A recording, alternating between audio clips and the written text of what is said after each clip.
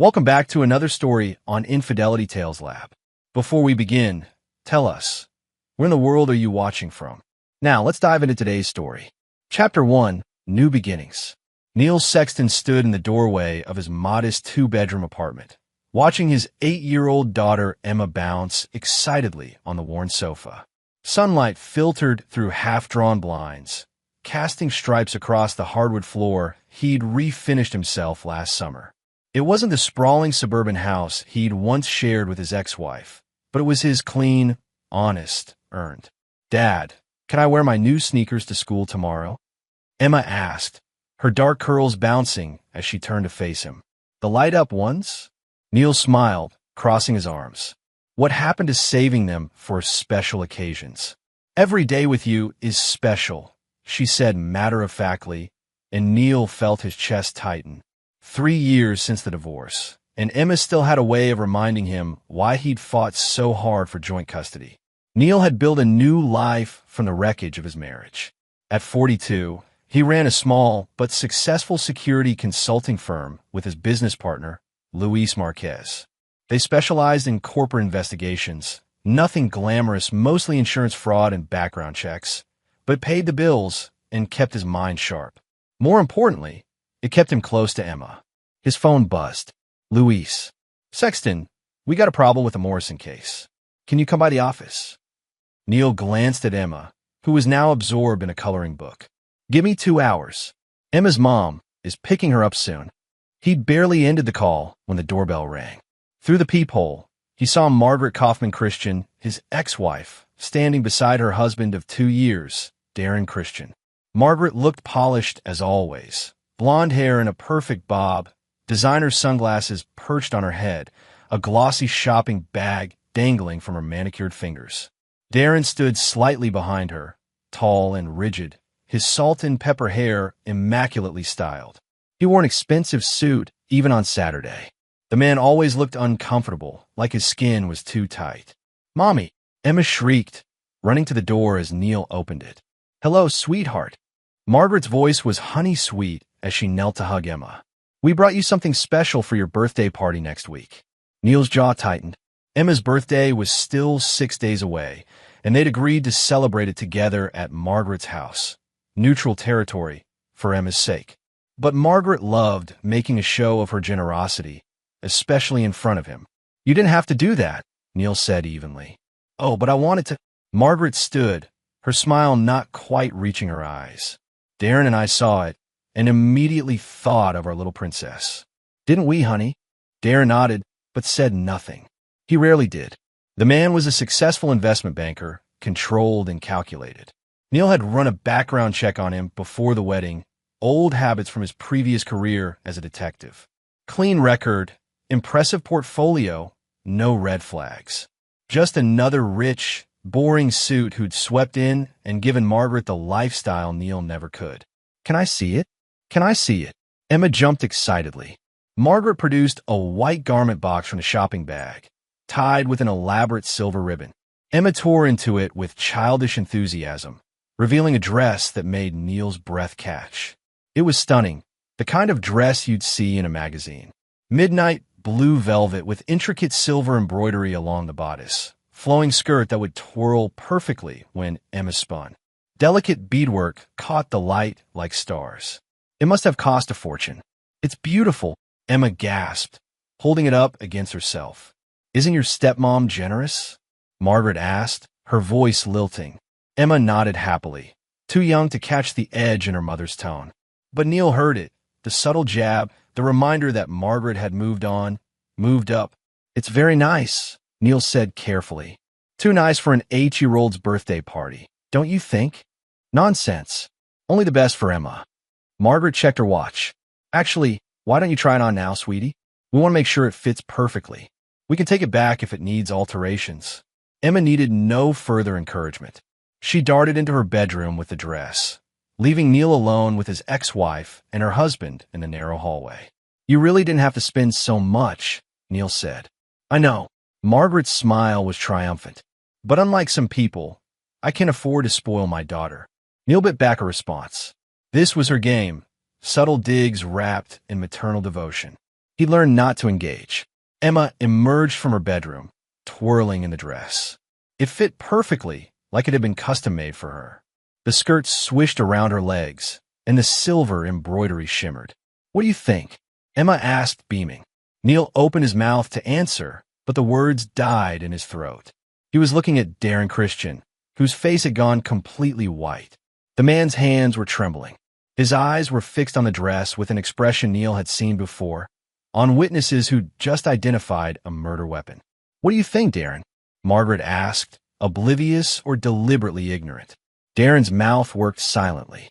Then, very quietly, he said, "It's perfect," but his eyes told a different story.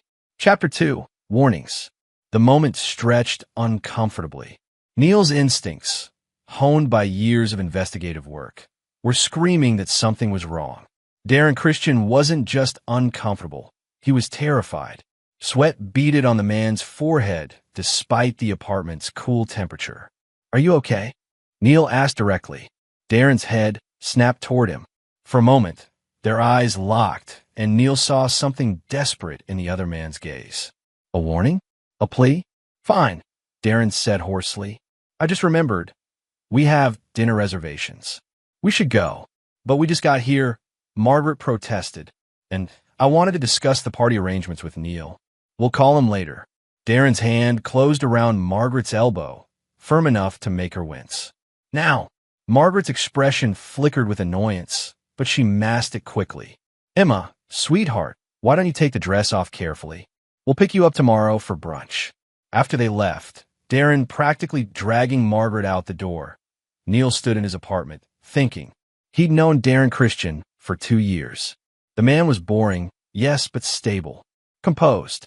Whatever he'd seen in that dress had shattered that composure completely. "Dad!" Emma appeared in the doorway, back in her regular clothes. "Is Mr. Darren okay?" "I think he just wasn't feeling well, honey. The dress is so pretty. I can't wait to wear it to my party." Neil looked at the dress, now draped carefully over Emma's bed. In the soft afternoon light, it looked innocent enough, just an expensive dress for a little girl. But his gut told him otherwise. After dropping Emma at his sister's place for the afternoon, Neil drove to his office in downtown Chicago. Luis Marquez was waiting, feet propped on his desk, working through a sandwich. "You look like hell," Luis observed. At 50, with silver streaks in his black hair and a weathered face, Luis had seen enough in their years working together to read Neil like a book. "Weird afternoon," Neil admitted, dropping into his chair. He told Luis about the dress, about Darren's reaction. Luis wiped his hands and leaned forward, interested now. "That is weird. Guy sees his stepdaughter in a dress and goes pale. What do you think spooked him?" "No idea, but I want to find out." "Neil." Luis's tone carried a warning. "Whatever this is, it's not our business. The guy probably just realized how much his wife spent on a kid's dress." His hands were shaking, Luis. "I've seen that look before, on people who've just seen something that terrifies them. Something from their past. Or maybe he's just a weird guy who doesn't like being around his stepdaughter. Some men are uncomfortable around kids." Neil shook his head. It wasn't Emma that scared him. It was the dress itself. He looked at it like what? Like he'd seen it before. Luis was quiet for a moment. "You want to run another background check on him? Deeper this time?" "Already ahead of you." Neil pulled up his computer. "Let's see what Darren Christian doesn't want anyone to know." They worked through the afternoon, pulling up every available record on Darren Christian. Born in Cincinnati, Ohio. Moved to Chicago 15 years ago.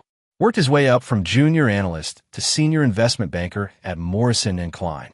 Married once before, divorced, no children. Clean credit, no criminal record, no lawsuits, no complaints. "The guy's a ghost," Luis muttered. "Too clean." "Everyone has something," Neil said, but he was beginning to doubt himself. Maybe he was seeing shadows where there were none. His phone rang. Unknown number. Sexton. Silence. Then, a whisper, "Don't let your daughter wear that dress." "Who is this?" "The party. Don't go. Keep Emma away from Margaret's house." The voice was male, strained, frightened. "I can't say more. They're watching. But please." "Darren? Is this you?" The line went dead. Neil stared at his phone, ice flooding his veins. Luis looked up, concerned. What was that? I think, Neil said slowly. Darren Christian just warned me to keep my daughter away from her own birthday party. Chapter 3. The Investigation. Neil didn't sleep that night. He lay in bed, staring at the ceiling, replaying the phone call in his mind. They're watching. Who was watching? And why would Darren risk calling to warn him? By 6 a.m., he was back at his computer, diving deeper. If Darren Christian's present was clean, Neil would look at his past. He started pulling record from Cincinnati, property records, old addresses, newspaper archives.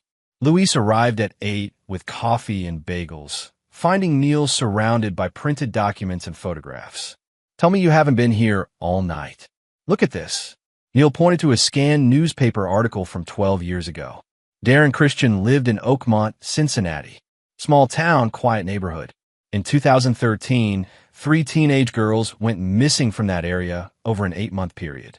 All around 15, 16 years old. Luis scanned the article. Says here they never found them. Cases went cold, right? But look at the dates. The disappearances stopped exactly 2 months after Darren Christian moved away from Cincinnati. That's circumstantial at best. Could be coincidence. Could be. Neil pulled up another document. But here's what's interesting.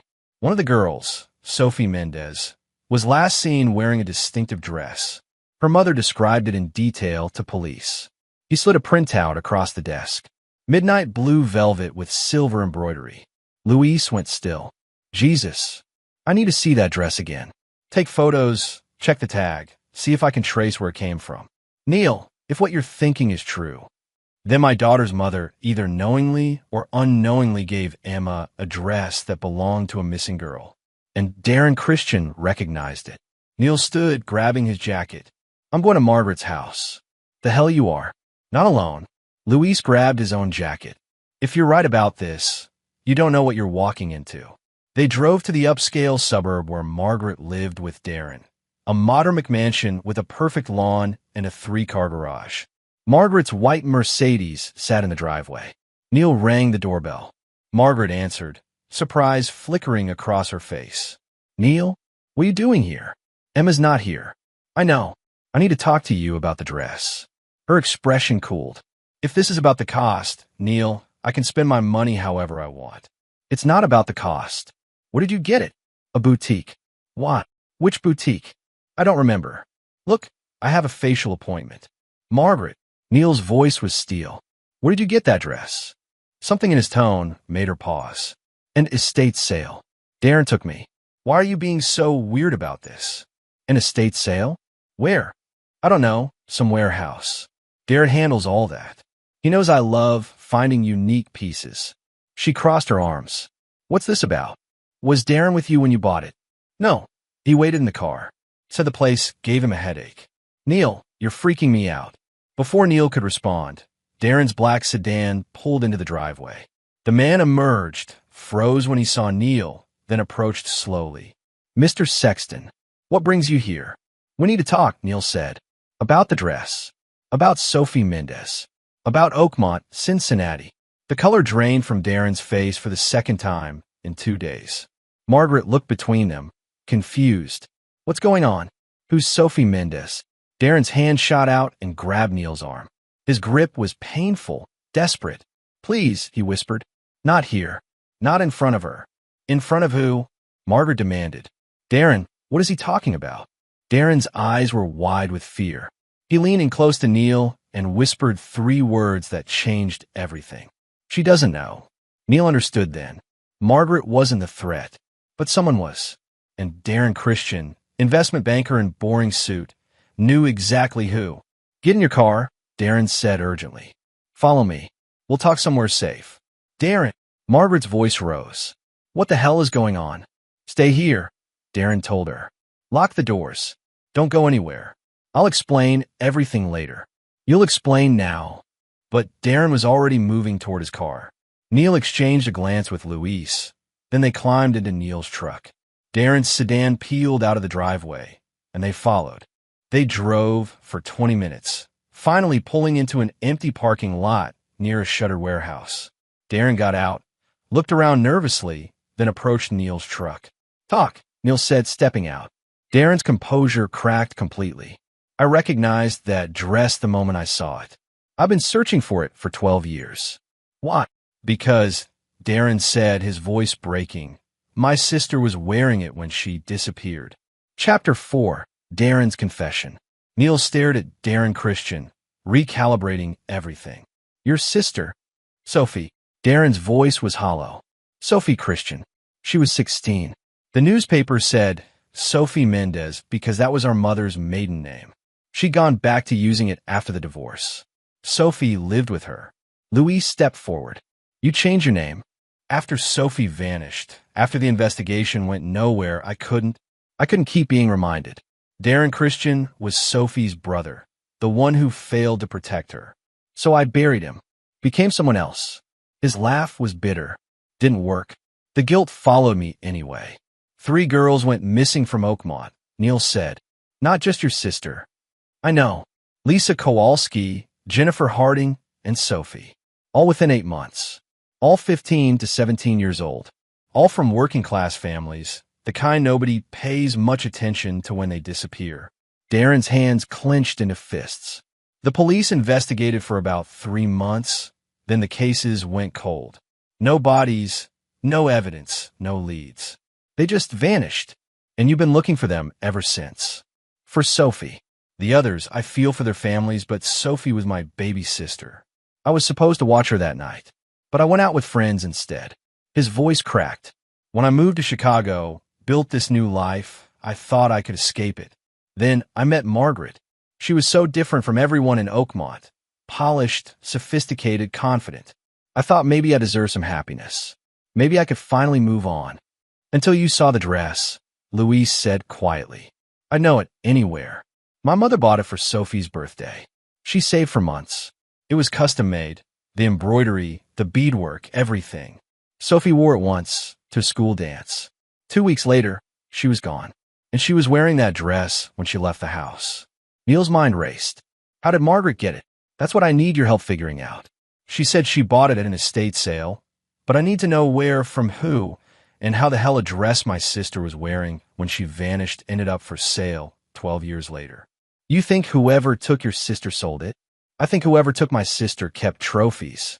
And either they're getting careless, or they're dead and someone's selling off their belongings without knowing what they really are. Darren's eyes were haunted. But here's what terrifies me. Margaret brought that dress into our home. If the person who took Sophie is still alive and realizes someone bought that dress, they might come looking. Why would they care? Louise asked. Because DNA, Neil said, understanding dawning. If that dress has been stored for 12 years, there could be evidence on it. Hair, skin cells, bodily fluids.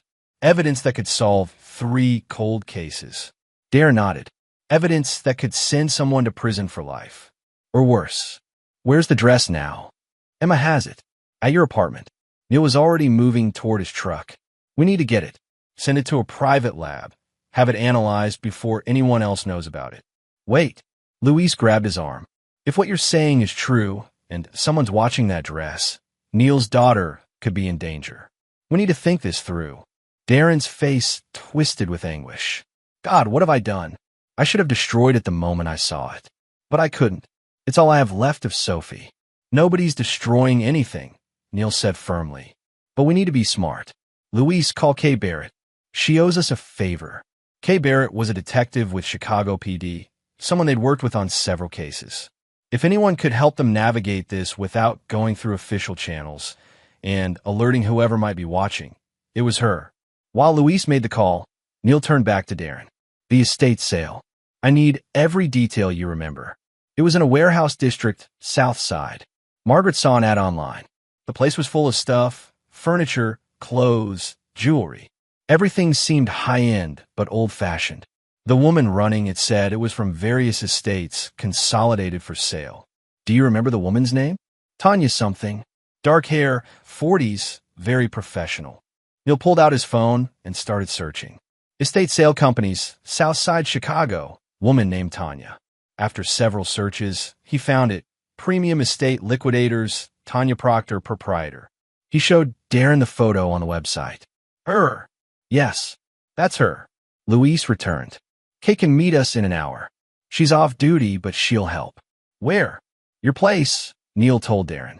We need to tell Margaret everything. Darren paled. She'll leave me. When she finds out I've been lying about who I am. She's going to find out anyway, Neil said, not unkindly. Better it comes from you.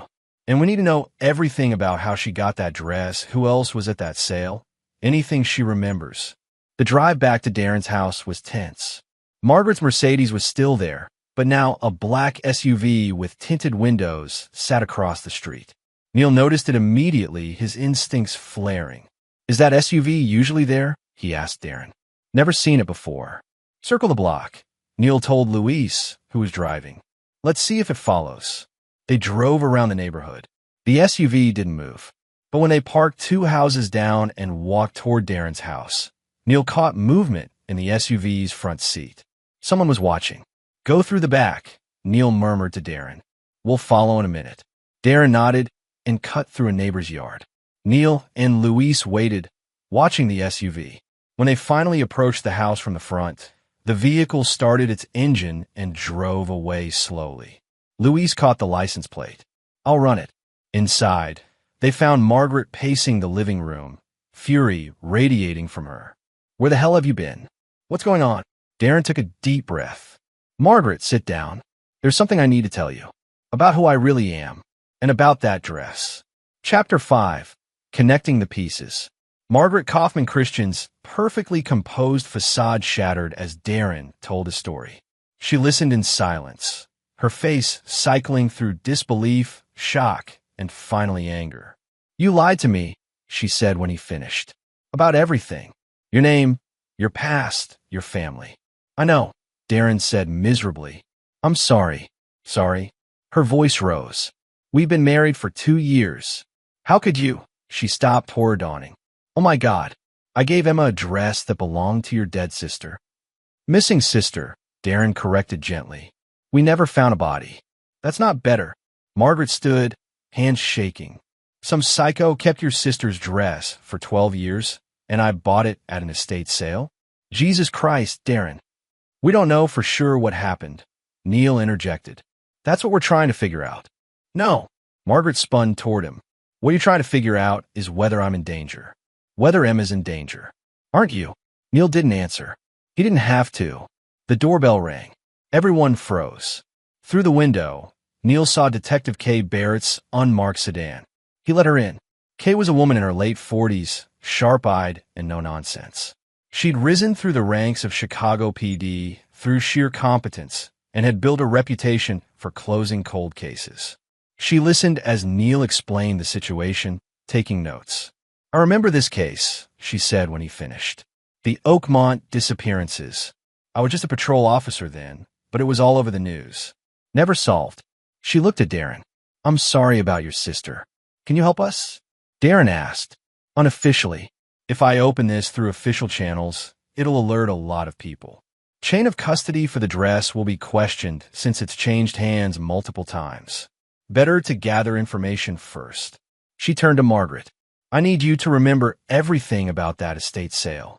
What was sold? Who else was there? What this Tanya Proctor said to you. Margaret closed her eyes, thinking. It was 3 weeks ago.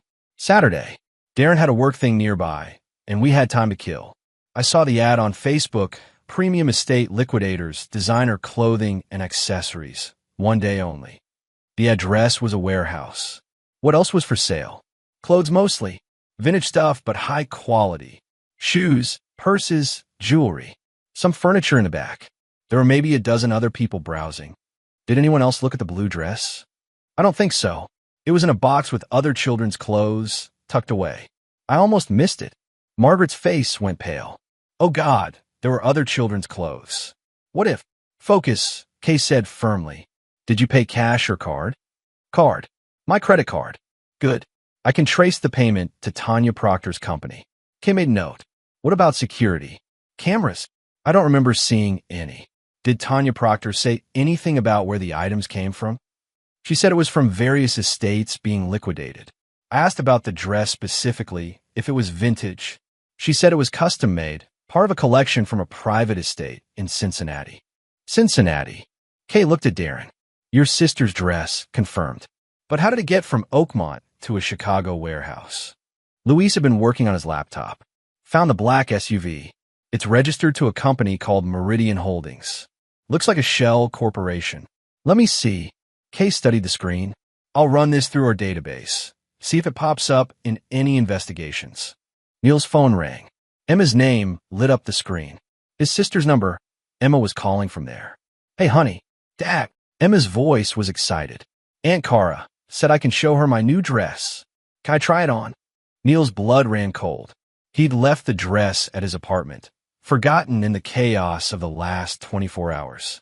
But Emma must have brought it to his sister's house. Emma, where's Aunt Cara right now? Making lunch. What? Listen to me carefully. Do not try on that dress. Leave it where it is and come talk to Aunt Cara. But now, Emma. The urgency in his voice must have scared her. Okay, Dad. Neil heard the phone being passed. His sister Cara Solomon's voice came on. Neil? What's wrong? Where's the dress Emma brought? In the guest room. She wanted to show me. What's going on? Lock the doors. Don't let anyone in. I'm coming over right now. He ended the call and turned to Kay. The dress is at my sister's house with Emma. I need to get them both somewhere safe. I'll come with you, Kay said. We all will, Darren added. They took 2 cars. Neil drove like a demon through Chicago traffic, Luis beside him, while Kay followed with Darren and Margaret. Neil's mind raced through scenarios, each worse than the last. If someone was watching that dress, if they tracked it to his apartment and then to Cara's house. Cara lived in a quiet neighborhood, a small bungalow she'd bought after her divorce. Neil pulled up and immediately saw another black SUV parked 3 houses down. Same model, same tinted windows. Stay in the car, he told Luis. Like hell. They approached the house together. The front door was locked, as he'd instructed. Cara opened it. Emma clutched in her arms. Both looked frightened. What's happening? Cara demanded. I'll explain later. Where's the dress? Guest room, like I said. Neil moved through the house quickly, checking windows and exits. The dress lay on the guest bed, still in its garment bag.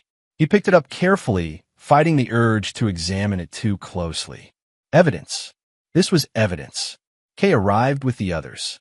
She produced an evidence bag from her car, always prepared, and Neil carefully placed the dress inside.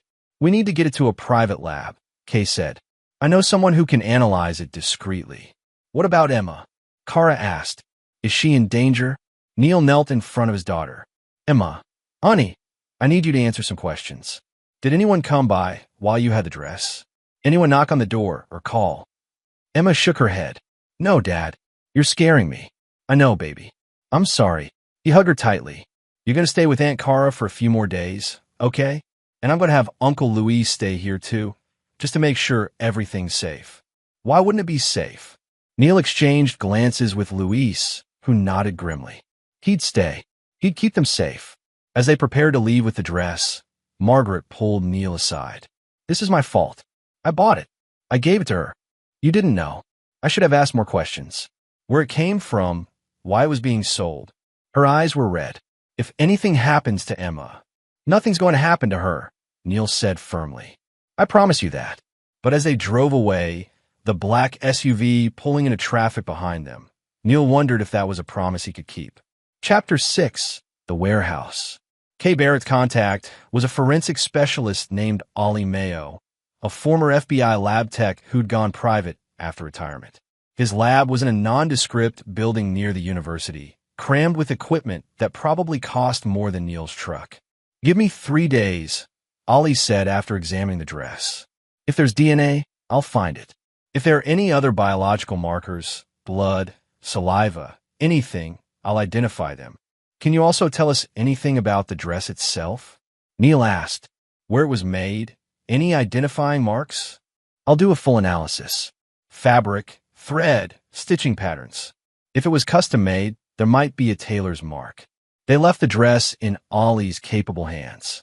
In the parking lot, the black SUV was nowhere to be seen, but Neil's instincts told him they were still being watched.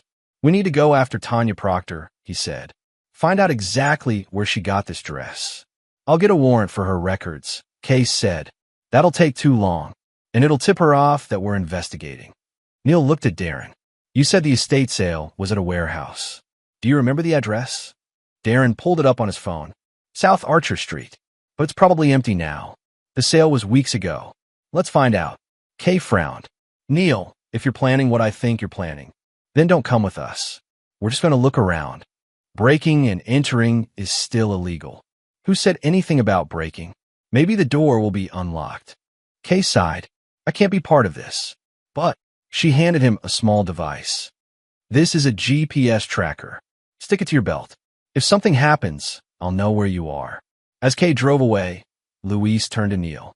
You sure about this? No, but we're running out of time. Whoever's watching that dress knows we have it. They're going to make a move soon. The warehouse district was industrial and rundown, the kind of place businesses went to die. South Archer Street was lined with abandoned buildings and chain-link fences. The address Darren provided led them to a 3-story brick warehouse with boarded windows. This is it, Darren said quietly. They parked a block away and approached on foot. The building looked deserted, but appearances could be deceiving. Neil tested the front door, locked. They circled around back and found a loading dock with a door that had been forced open at some point and never properly repaired. Stay close, Neil whispered. Inside, the warehouse was dark and smelled of mildew and decay. Their footsteps echoed on concrete floors. Louise produced flashlights, and they moved deeper into the building. The main floor was empty except for some broken pallets and scattered trash. But stairs in the back led to the upper floors. They climbed carefully, testing each step. The second floor was where they found it. Someone had set up a makeshift living space, a cot, a hot plate, empty food containers. And against one wall, racks of clothing. Dozens of garments, all carefully preserved in plastic. Women's clothes, mostly, and children's clothes. Jesus, Louise breathed. Darren moved to the racks, his hands trembling as he touched the clothing. These are all vintage, high quality, like the stuff at the estate sale. Neil photographed everything with his phone. Then he noticed something else, a desk in the corner, scattered with papers. He moved closer, examining documents, receipts, sales records, and a ledger listing items by description and price. His blood ran cold as he scanned the entries. Blue velvet dress, child size 8, custom embroidery, $400, red silk blouse, size 4, bloodstain on cuff, $150 yellow sundress, size 6, torn hem, $200. Bloodstain, torn hem. These weren't just clothes from estate sales. These were trophies. We need to call Kay, Louise said urgently. This is a crime scene. But before Neil could respond, they heard it. Footsteps on the stairs. Heavy, deliberate footsteps coming up toward them. Move, Neil hissed. They scrambled toward the far end of the floor, finding a storage alcove hidden behind more racks of clothing. They pressed into the shadows as a figure emerged at the top of the stairs. It was a woman, tall, dark-haired, wearing a long coat. She moved with purpose, heading straight for the desk. In the beam of her flashlight, Neil recognized her face from the website. Tanya Proctor. But she wasn't alone. 2 men followed her up the stairs, big, muscled, the kind Neil recognized immediately as hired muscle. One of them spoke. You sure the tracker's signal came from here? Positive, Tanya replied. They were here. Recently. Look, footprints in the dust. Think they took anything? Doesn't matter. They've seen enough. We need to clean this place out and disappear. The boss is going to be furious. What about the guy with the kid? Sexton. The boss will handle him. And his daughter. She's already wearing our merchandise. It'll be easy to... Neil didn't hear the rest. His vision went red. They were talking about Emma. About hurting Emma. He stepped out of the shadows, his hand going to the gun at his waist. Don't move. Tanya spun, startled. The 2 men reached for their weapons, but Luis emerged from the other side, his own gun raised. Nobody has to get hurt, Neil said, his voice deadly calm. You're going to tell me everything. Who you work for, how you got that dress, and why you're threatening my daughter. Tanya's surprise faded, replaced by cold calculation. You have no idea what you've stumbled into, Mr. Sexton. Then explain it to me. I can't. But I'll give you some advice. Take your daughter and run. Get as far from Chicago as you can. Because the people I work for don't leave loose ends. Who are they? She smiled, but there was no humor in it. You'll find out soon enough. And by then, it'll be too late. One of the men moved. Luis fired a warning shot into the ceiling. The sound was deafening in the enclosed space.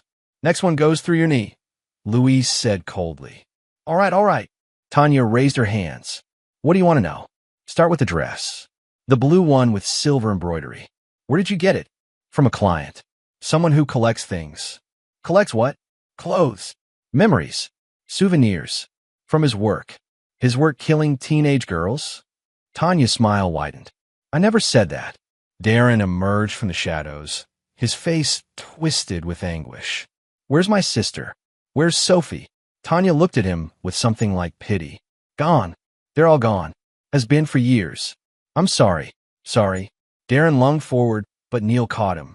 Where are the bodies? Neil demanded. I don't know. I just liquidate the assets. What the client does with the rest. She shrugged. Not my concern. Who is he? Give me a name. I can't. Neil stepped closer, his gun steady. You have 5 seconds to start talking, or I let Darren here do whatever he wants to you. And I don't think you'll enjoy that. Tanya's composure cracked slightly.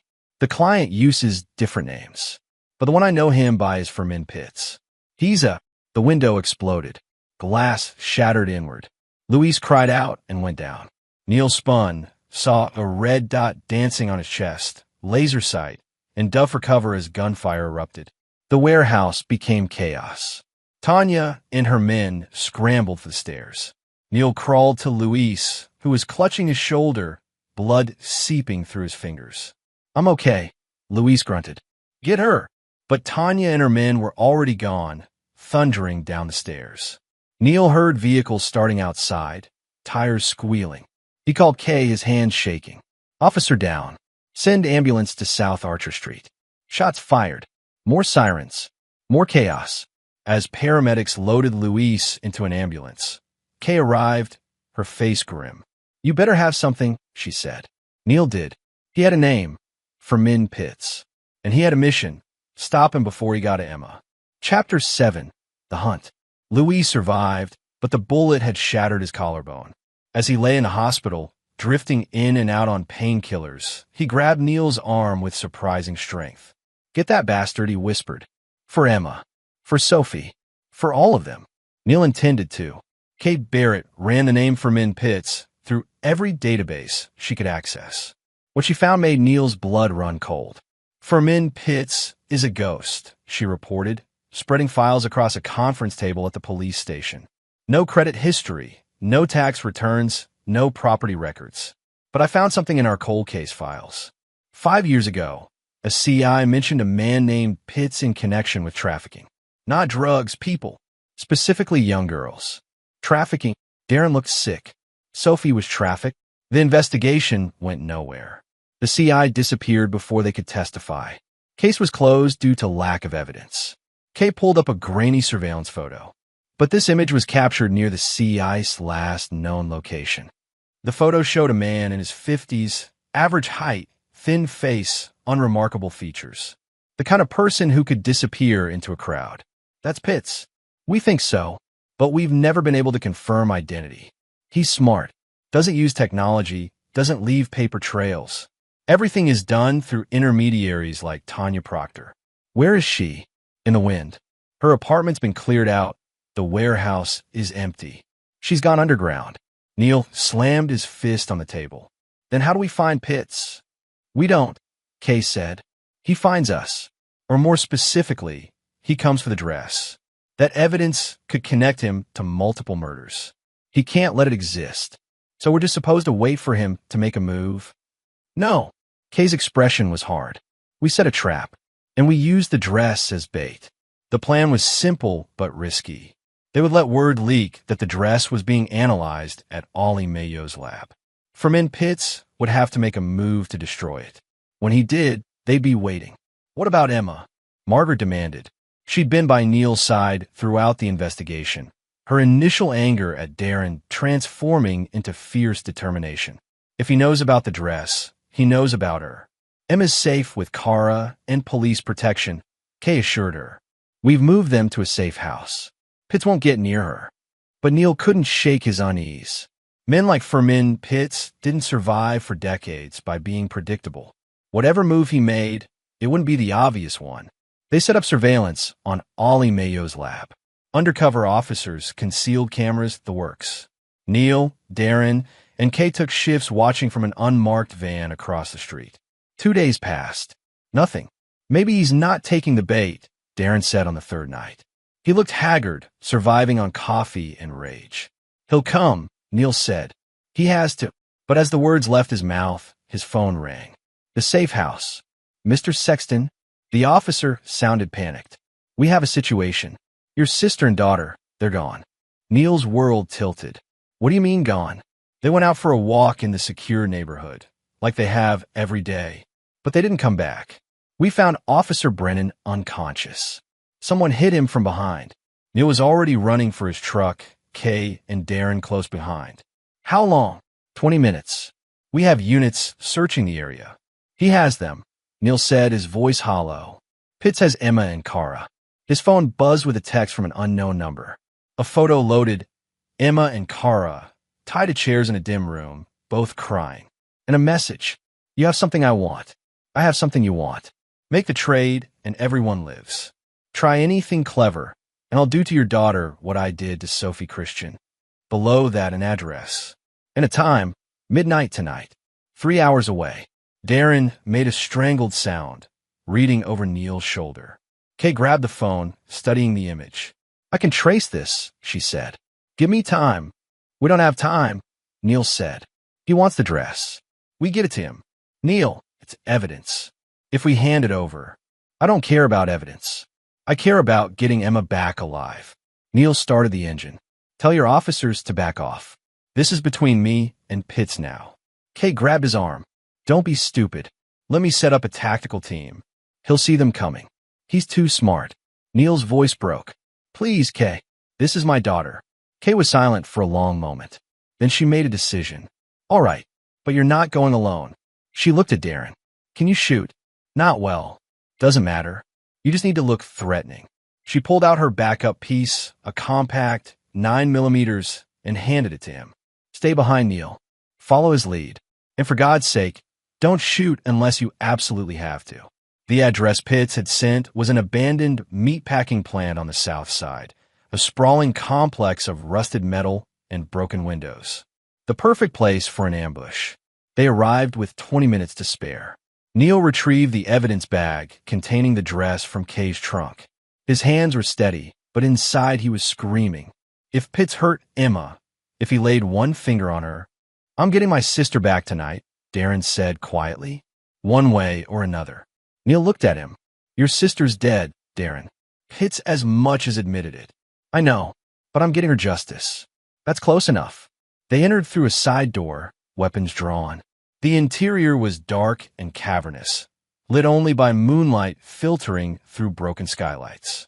Their footsteps echoed on blood-stained concrete. Mr. Sexton. The voice came from everywhere and nowhere, echoing off metal walls. So good of you to come. Neil moved toward the voice, scanning shadows. I'm here. Let them go. In time. First, the dress. First, I see my daughter. I see Kara. I confirm they're alive. A pause. Then lights flickered on in the center of the building. Emma and Kara were there, tied to chairs just like in the photo. Both were crying, but appeared unharmed. Daddy! Emma screamed. Neil took a step forward, but a figure emerged from the shadows. Average height, thin face, holding a gun to Kara's head. Fermin Pitts. That's close enough, Pitts said calmly. Put the dress on the ground and slide it toward me. Let them go first. You're not in a position to negotiate, Mr. Sexton. I have hostages. You have a piece of cloth. Give it to me, or I start shooting. You shoot them, you don't get the dress. I'll burn it right here. Pitts smiled. No, you won't.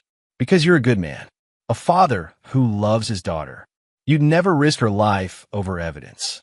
He pressed the gun harder against Kara's temple. Give me the dress. Neil looked at Emma, at her terrified face, and felt something inside him shift. He'd been approaching this wrong. Men like Pitts understood only one language, power and fear. You're right, Neil said. I'm a father, which means I'll do anything to protect my daughter. Anything. He pulled out his phone, including this. He pressed play on a video file. Luis's voice emerged, recorded earlier. This is Luis Marquez. If you're watching this, it means Neil Sexton is dead or captured. But before he went to meet Fermin Pitts, he made copies of the dress, photographs, DNA samples, everything. Those copies are now in the hands of the FBI, Chicago PD, and 3 different news organizations. The information will be released automatically in 12 hours, unless I personally cancel the timer. So if you're watching this, Pitts, you've already lost. It was a bluff, a complete lie. But Pitts didn't know that. The killer's face went white. You're lying. Am I? You're smart, Pitts. You stayed hidden for decades. Would a smart man like me come here without insurance? Neil took a step forward. Here's what's going to happen. You're going to let my daughter and my sister go. And then you're going to answer for what you did to Sophie Christian and all the others. I'll kill them all. Then you'll die in prison. Because that evidence goes public whether they live or die. Your only chance is to run.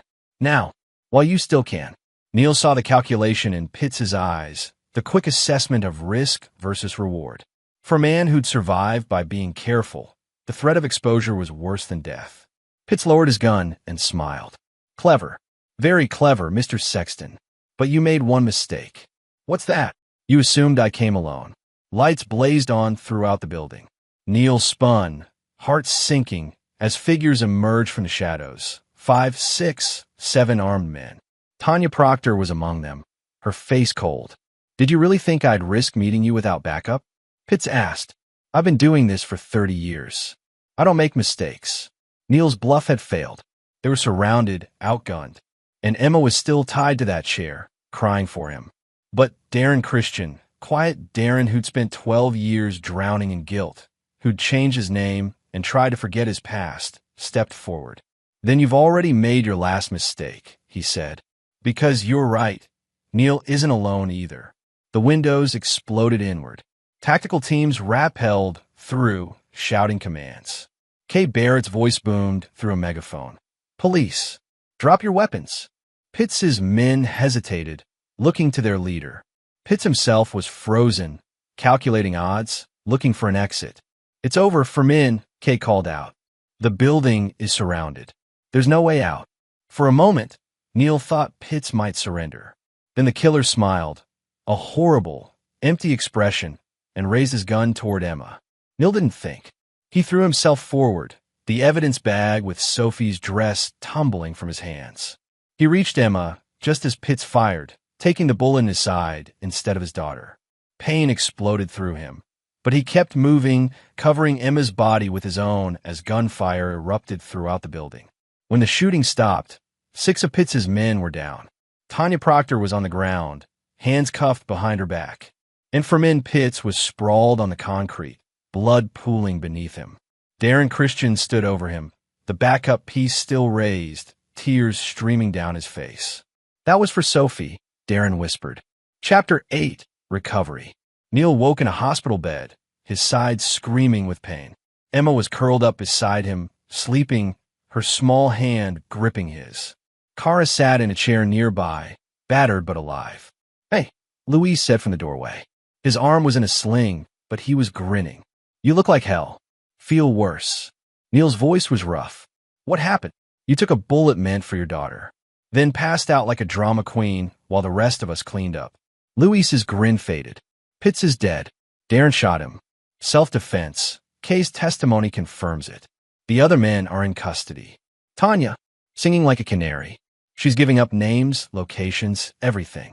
Turns out Pitts had a whole network. He'd been trafficking girls for 3 decades, keeping some, selling others.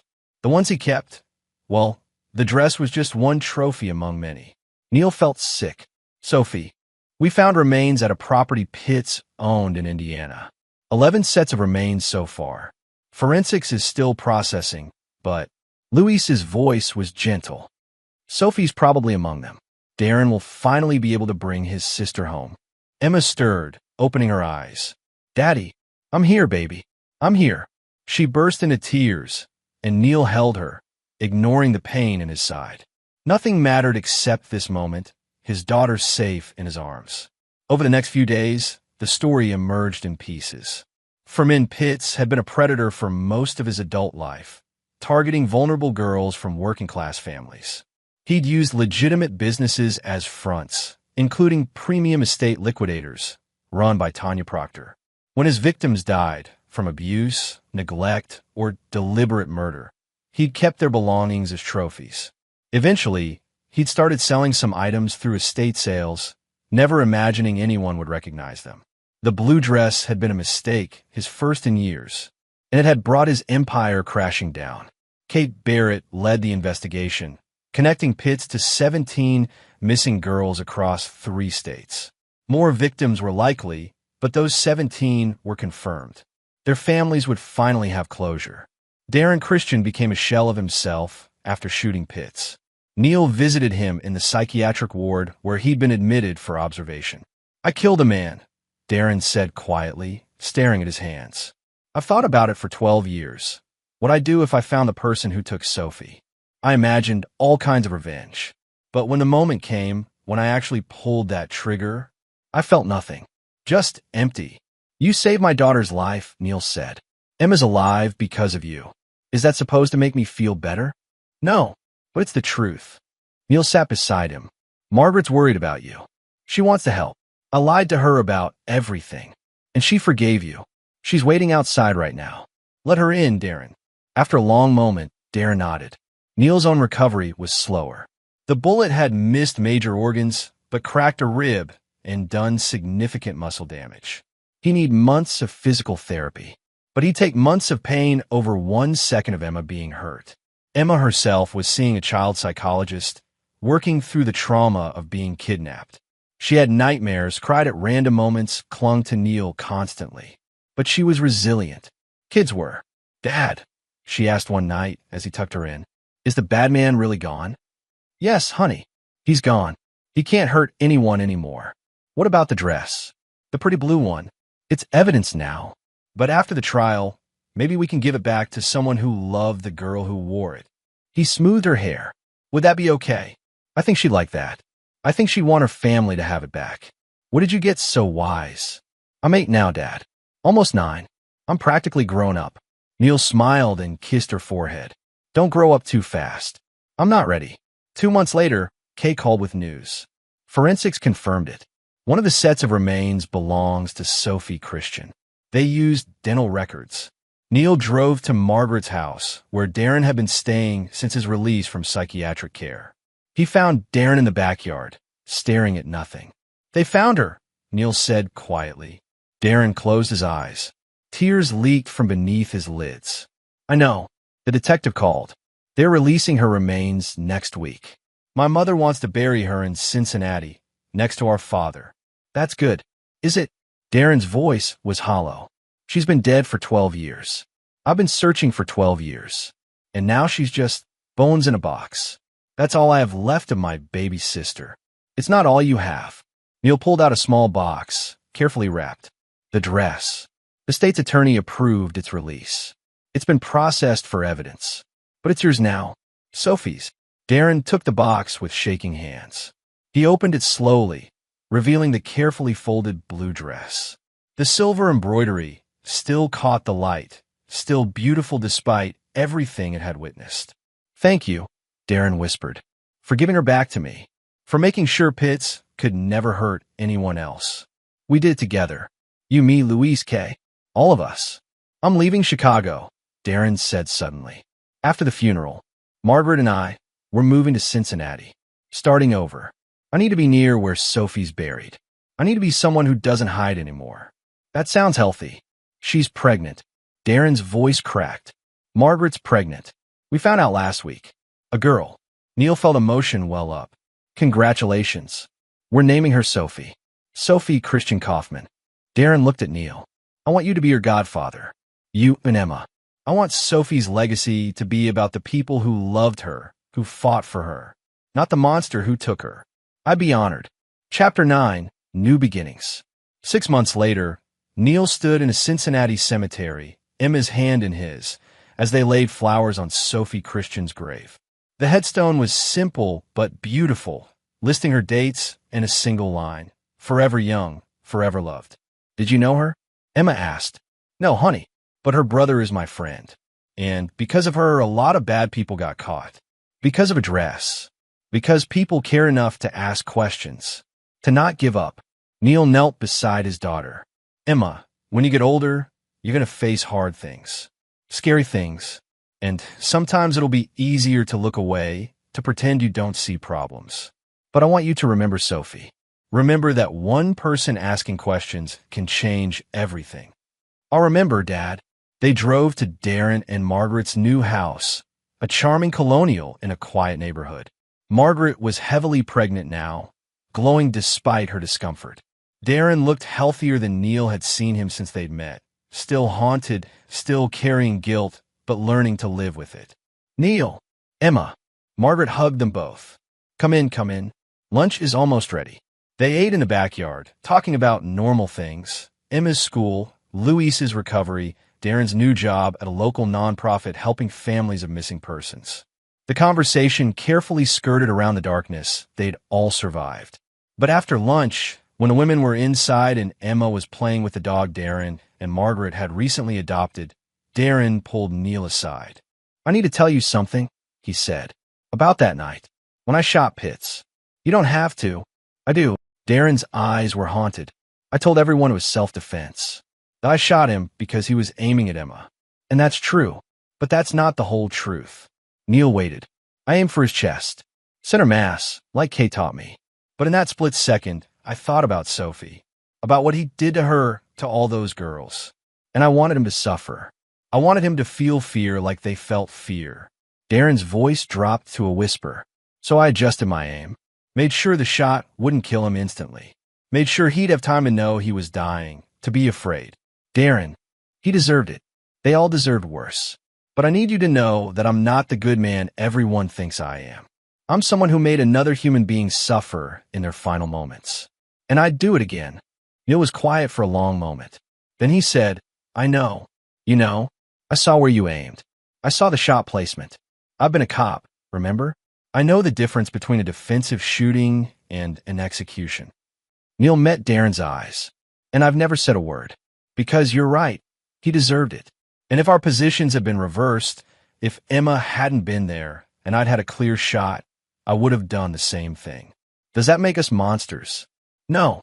It makes us fathers. Makes us brothers. Makes us human. Neil put a hand on Darren's shoulder. Pitts took something from both of us. Your sister, my daughter's innocence. We took something back. That's justice, even if it's not the clean kind they show on TV. I can live with that, Darren said finally. As long as I never have to go through it again. You won't. That part of our lives is over. But even as Neil said it, he knew it wasn't entirely true. The nightmares would continue. The hypervigilance when Emma was out of sight. The way his hand automatically checked for a weapon that wasn't there. Trauma didn't just disappear because the threat was gone. Still, they were healing. Day by day, moment by moment. As they drove back to Chicago that evening, Emma fell asleep in the back seat. Neil glanced at her in the rearview mirror, her peaceful face illuminated by passing streetlights. He thought about the dress, Sophie's dress, now buried with her, returned to where it belonged. He thought about all the families who'd gotten closure because one man recognized a piece of clothing and refused to look away. He thought about Darren, carrying his guilt but choosing to transform it into purpose. And he thought about Fermin Pitts, dying on cold concrete, knowing that his decades of cruelty had been undone by the very trophies he'd collected. Justice wasn't always clean. It wasn't always legal. But sometimes it was necessary. His phone rang. Kay Barrett. Got some news, she said. Tanya Proctor's testimony helped us crack a major trafficking network. 15 arrests so far, including 2 judges and a state senator. This thing goes deeper than we thought. That's good work, Kay. It's thanks to you and Darren. That dress broke this whole case open. She paused. How's he doing? Better. Still healing. Aren't we all? Kay sighed. Listen, I know you're retired from this kind of work, but if you ever want to consult on cases, particularly anything involving missing persons, the door's open. Thanks, but I'm done. I've got a daughter to raise and a business to run. Luis and I are sticking to boring insurance fraud from now on. Kay laughed. I'll believe that when I see it. Take care, Neil. As they crossed into Chicago, Emma woke up. Dad, can we get ice cream? Neil smiled. It's almost bedtime. Please? Just a small one. He couldn't say no to that face. They stopped at their favorite ice cream shop, Emma getting her usual chocolate with rainbow sprinkles. As she ate it, getting more on her face than in her mouth, Neil felt something settle in his chest. This was enough. This moment, this child, this simple joy. The dress had brought them darkness, but it had also brought closure. For Sophie's family, for the other victims' families, for all of them. It had revealed a monster and brought him down. And now, finally, they could move forward. I love you, kiddo, Neil said. Love you too, Dad. Emma grinned, her mouth ringed with chocolate. Even when you're being overprotective. I'm your father. It's my job to be overprotective. I know, but Dad, she turned serious. I'm glad you're my dad, even with all the scary stuff, because I know you'll always keep me safe. Neil felt tears prick his eyes. Always, baby, always. They drove home through the Chicago night, the city lights twinkling around them. Somewhere in Cincinnati, Darren Christian was preparing to welcome his daughter into the world. Somewhere in that city, Sophie's grave bore flowers and love. And somewhere in evidence lockup, files on 17 missing girls were finally marked solved. The dress had been a key that unlocked terrible truths. But from those truths came justice. And from justice, eventually, came peace. Not for everyone. Not completely. But enough. Neil pulled into his parking spot, helped Emma out of the truck, and walked hand in hand with his daughter into their modest apartment. Tomorrow would bring new challenges, new fears. But tonight they were safe. They were together. And that was enough. And there you have it. Another story comes to an end. What did you think? I'd love to hear your thoughts in the comments below. If you enjoy this story, consider joining our community by subscribing. It means the world to us. For more stories like this one, check out the recommended videos on screen. And I'll see you there. Welcome back to another story on Infidelity Tales Lab. Before we begin, tell us, where in the world are you watching from? Now, let's dive into today's story. Chapter 1. The Foundation of Trust. Fletcher Cummings stood at his office window on the 42nd floor, watching the Seattle skyline blur in the evening rain. At 52, he commanded respect in every room he entered. His security consulting firm, Titan Strategic, had built its reputation on one simple principle: never trust anyone completely, verify everything. It was a philosophy that had made him wealthy beyond measure, but one he'd foolishly abandoned in his personal life. 25 years of marriage to Phyllis had seemed like a testament to true love. She was 38 when they met at a charity gala, a stunning blonde with emerald eyes who claimed to work in art curation. Fletcher had been immediately captivated by her sophistication and apparent vulnerability, a combination that had proven to be his greatest weakness. Their daughter Lindsay, now 22 and fresh out of Stanford with a degree in psychology, was the pride of Fletcher's life. She possessed his analytical mind, but had inherited what he believed was her mother's compassionate heart. Recently, she'd been helping them prepare to sell their Bellevue mansion, a task that had become necessary after Phyllis expressed her desire to downsize and travel. Fletcher's phone buzzed with a text from Phyllis, working late at the gallery again. Don't wait up. Love you. He stared at the message, his jaw tightening. The gallery she claimed to manage had no record of her employment, something he discovered 3 weeks ago during a routine background check for their insurance renewal. That discovery had triggered a deeper investigation, one that revealed financial discrepancies he'd been too trusting to notice before. His private investigator, Malcolm Best, had been tracking Phyllis for 2 weeks. The preliminary reports painted a picture of a woman with an entirely fabricated identity, but Fletcher wanted irrefutable proof before making his move. In his world, preparation was everything, and patience was a weapon. The elevator chimed, and Lindsay appeared in his office doorway, her dark hair damp from the rain. Dad, I finished boxing up Mom's study today. Some of those art books are incredibly heavy. I found some interesting things, though. Fletcher's attention sharpened. What kind of things? Just some old photographs and documents in her desk. Nothing major, but I thought you might want to look through them before we donate the desk. She paused, studying his face. Are you okay? You've seemed different lately. Fletcher forced a smile. Just work stress, sweetheart. Why don't you head home and get some rest? Tomorrow's going to be a long day. After Lindsay left, Fletcher made a call to Malcolm. I need you to expedite the investigation. Something's about to surface, and I want to be prepared for every possibility. Already working on it, boss. I've got some interesting developments about her friend Tomas Moran. Should have a full report by tomorrow morning. Fletcher ended the call and stared out at the city lights.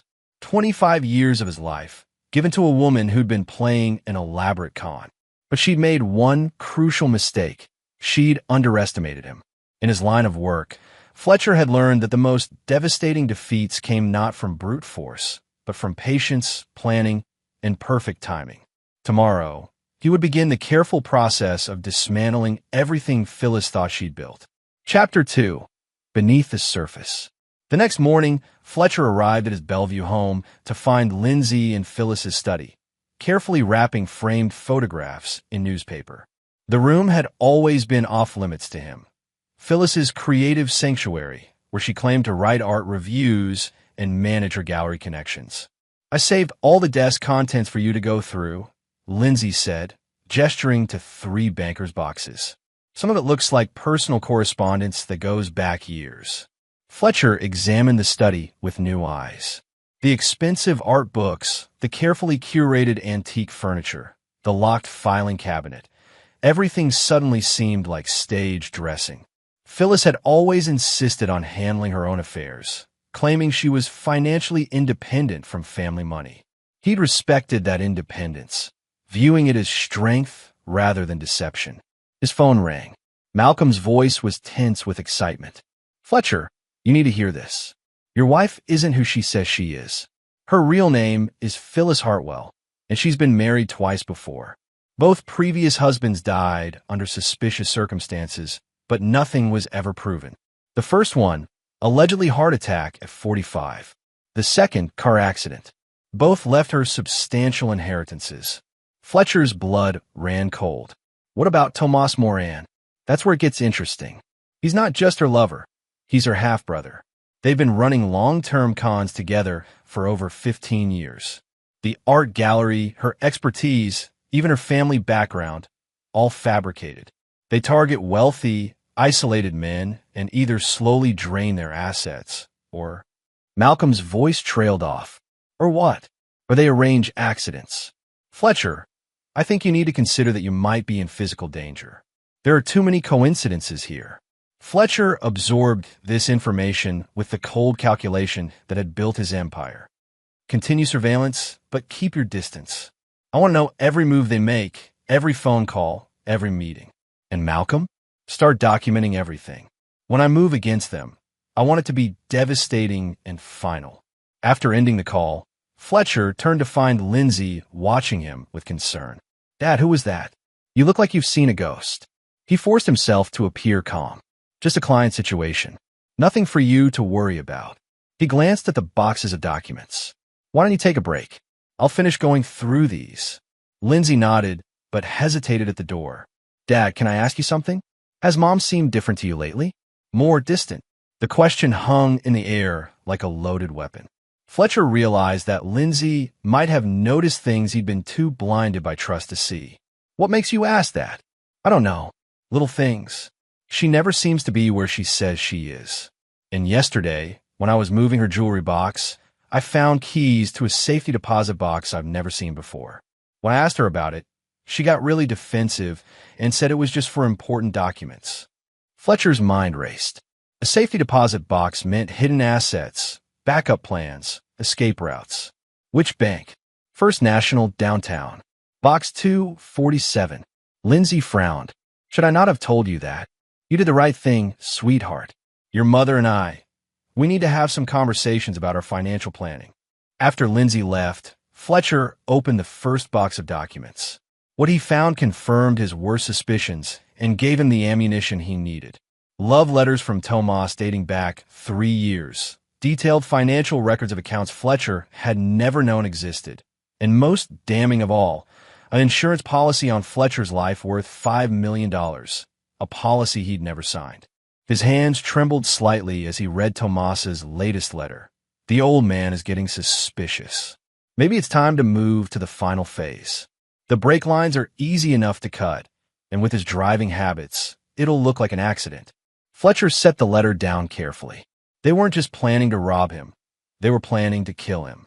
The woman he'd loved and trusted for 25 years had been methodically planning his murder. He pulled out his phone and scrolled to Phyllis's contact. His finger hovered over the call button for a long moment before he set the phone aside. Not yet. When he struck back, it would be with surgical precision, and they would never see it coming. Fletcher Cummings had built his fortune by understanding one fundamental truth. In any war, the person who controls the information controls the outcome. Phyllis and Tomas had just handed him everything he needed to destroy them completely. The war was about to begin. Chapter 3. The Discovery. Fletcher spent the following week conducting his own surveillance while maintaining the facade of normalcy. He documented Phyllis's actual schedule, which bore no resemblance to what she told him. The art gallery she claimed to manage didn't exist.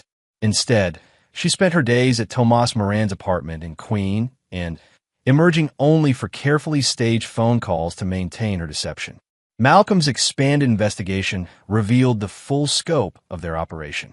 Tomas, using the alias Thomas Morrison, posed as an art dealer and investment advisor. Together, they've been systematically emptying Fletcher's secondary accounts, money he'd assumed Phyllis was investing in her gallery ventures. Over 3 years, they'd stolen nearly $2 million. But Fletcher was patient. He wanted more than financial restitution. He wanted complete annihilation. On Saturday morning, Fletcher and Lindsay returned to the house to finish packing Phyllis's study. Phyllis had conveniently scheduled another gallery emergency, giving them the entire day to work undisturbed. "I still can't believe Mom's finally agreeing to sell this place," Lindsay said, carrying another box to the hallway. "She used to say she'd never leave this house." Fletcher understood now. Phyllis wasn't planning to move. She was planning to disappear after his convenient accident. The house sale was just another layer of preparation for her escape. As they worked, Fletcher noticed Lindsay becoming increasingly quiet. Finally, she stopped packing altogether and sat heavily in Phyllis's desk chair. "Dad, I need to tell you something, and I don't know how to say it." Fletcher's pulse quickened. "What is it, sweetheart?" "Yesterday, when I was at coffee with my friend Katie, I saw Mom. She was with a man I'd never seen before. They were intimate, like really intimate. And when I got closer to get a better look, I heard him call her Philly and say something about when this is all over." Fletcher felt the familiar cold rage building in his chest, but he kept his voice steady. "Did you recognize the man?" "No, but he was older, maybe your age. Dark hair, expensive suit. They seem to know each other really well." Lindsay's voice broke slightly. "Dad, I think Mom might be cheating on you." The moment had arrived sooner than Fletcher had planned, but he was ready. "Why don't we finish up here first? Then we'll talk about what you saw." They worked in heavy silence for another hour. When they reached Phyllis's desk, Fletcher pulled out the bottom drawer completely, ostensibly to make it easier to clean. As he did, a manila envelope that had been taped to the back of the drawer fell to the floor. Lindsay picked it up. "What's this?" Fletcher examined the envelope. It was thick, sealed, and labeled in Phyllis's handwriting. "Emergency Protocol, TM. Let's see what your mother's been hiding," Fletcher said grimly. As Lindsay opened the envelope, several items spilled out. A driver's license with Phyllis's photo, but the name Patricia Hartwell, a passport with the same false identity, and most shocking of all, copies of death certificates for 2 men Fletcher had never heard of, Charles Morrison and David Hartwell. Lindsay's hands began to tremble as she examined the documents. "Dad, this driver's license, it's Mom, but the name is wrong. And these death certificates." She looked up at Fletcher with growing horror. Who are these men? Fletcher knew, but he let Lindsay process the implications herself. He watched as understanding dawned in her eyes. The same sharp intelligence he'd passed down to her working through the horrifying possibilities. "These names," she whispered. "The man I saw her with yesterday, He introduced himself as Tom Morrison to the barista. Fletcher nodded grimly. Lindsay, I need you to listen to me very carefully. Your mother is not who we thought she was, and I think we might be in danger. Before Lindsay could respond, they heard the front door open and Phyllis's voice calling out cheerfully. Hello? I'm home early. How's the packing going? Fletcher quickly gathered the documents while Lindsay sat frozen in the chair. Follow my lead, he whispered urgently. And whatever happens, act normal. Footsteps approached the study. Fletcher positioned himself so he could see the doorway while keeping the evidence hidden behind his back. When Phyllis appeared, her smile seemed different now, predatory rather than warm. How are my two favorite people doing? She asked, but her eyes were scanning the room, taking inventory of what they'd unpacked. Just finishing up the desk, Fletcher replied evenly. Lindsay found some interesting family photographs. Phyllis's gaze sharpened. Oh, which photographs? Lindsay, recovering her composure with remarkable speed, held up an innocuous family photo. Just some old vacation pictures. I thought you might want to keep them. Of course, darling.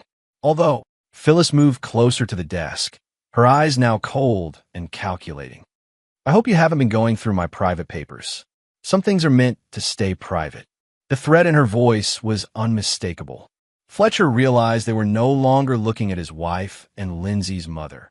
They were facing a predator who'd been discovered. We would never invade your privacy, Fletcher said carefully. We're just helping with the packing, like you asked. Phyllis studied them both for a long moment, then smiled, but it never reached her eyes. Good.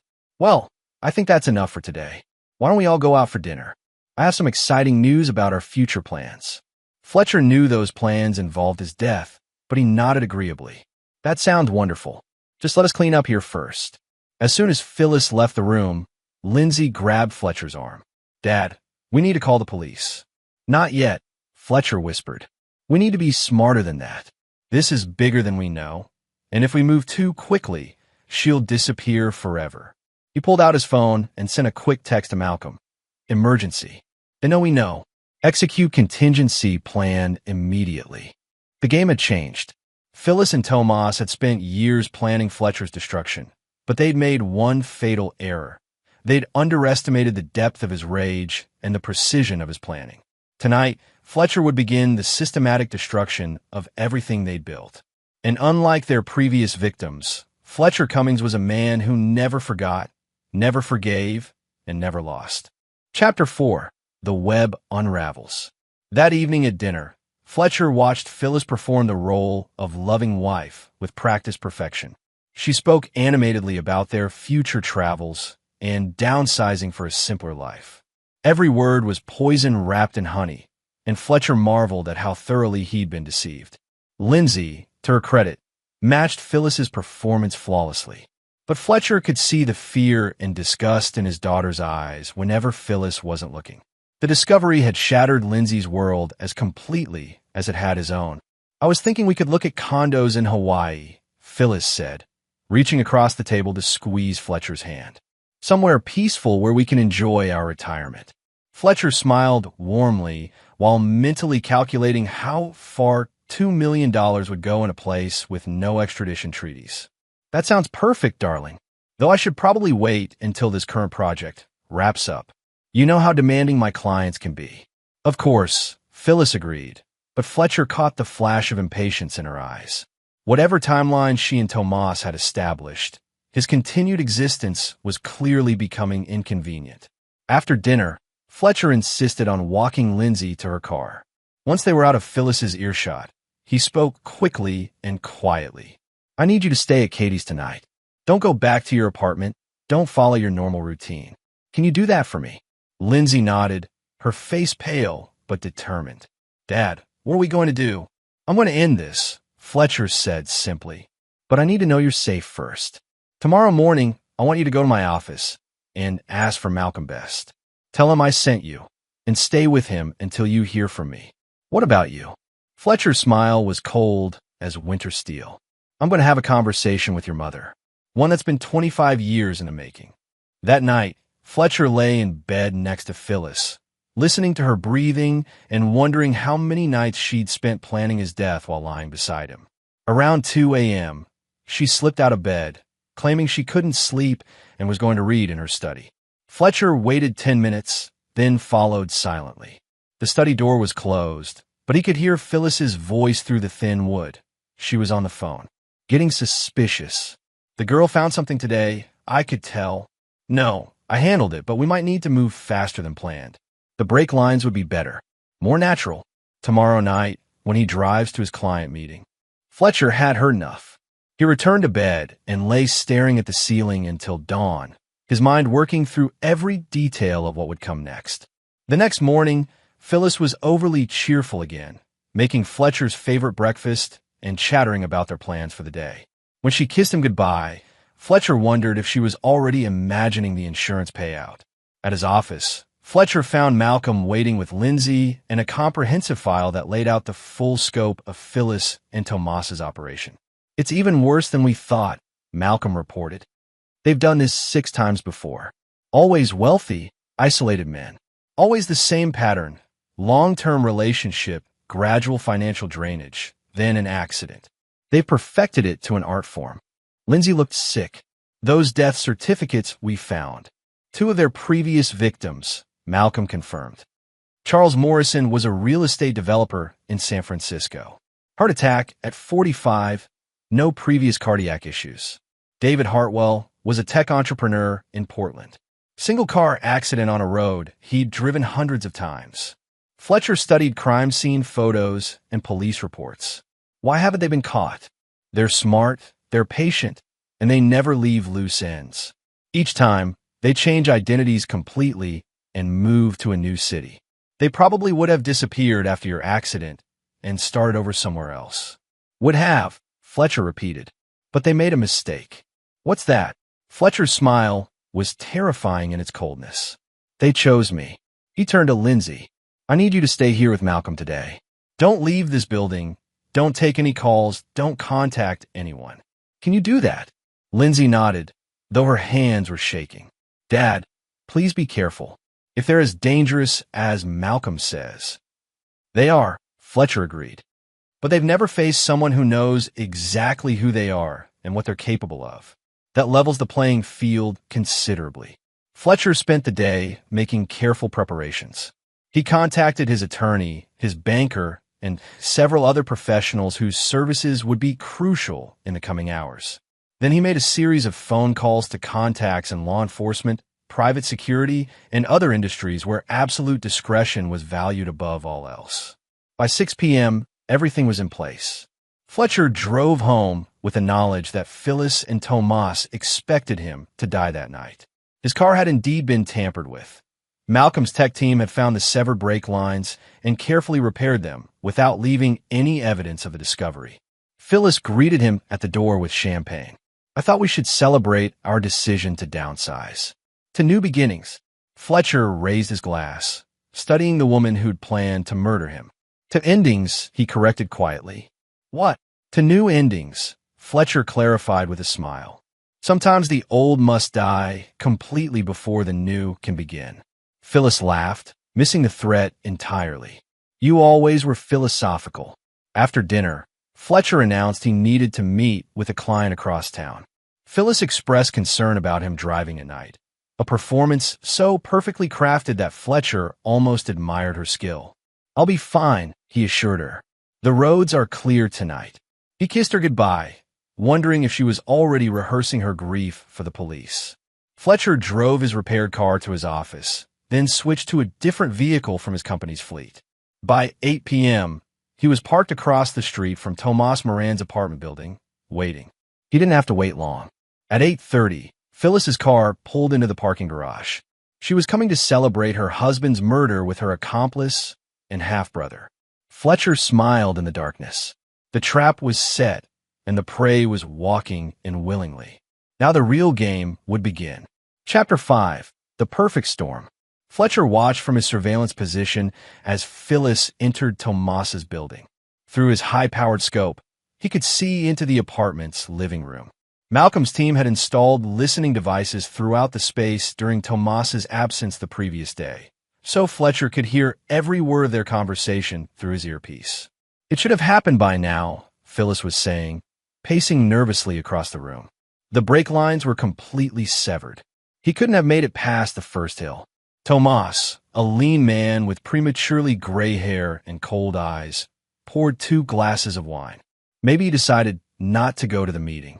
These things require patience, Philly. We've never failed before. But what if he found something? The girl was acting strange yesterday, and Fletcher's been different lately. More watchful. Fletcher adjusted his position, studying the man who'd been planning his death. Tomas Moran was exactly what he'd expected, a predator who'd learned to disguise himself as civilized. But Fletcher had dealt with worse monsters in his line of work. "You're paranoid," Tomas said dismissively. "The old man trusts you completely. He has for 25 years. One more night won't matter." "Easy for you to say," Phyllis snapped. "You don't have to sleep next to him, knowing what's coming. Do you know how many times I've fantasized about just smothering him with a pillow?" Fletcher's jaw tightened. Through his earpiece, he heard Tomas laugh. "That's why we stick to the plan. Accidents are cleaner, and they pay better. $5 million in life insurance, plus whatever we can liquidate from his accounts before the estate gets frozen. We'll be set for life." "What about the daughter?" Fletcher's blood went cold. "What about her?" Tomas asked.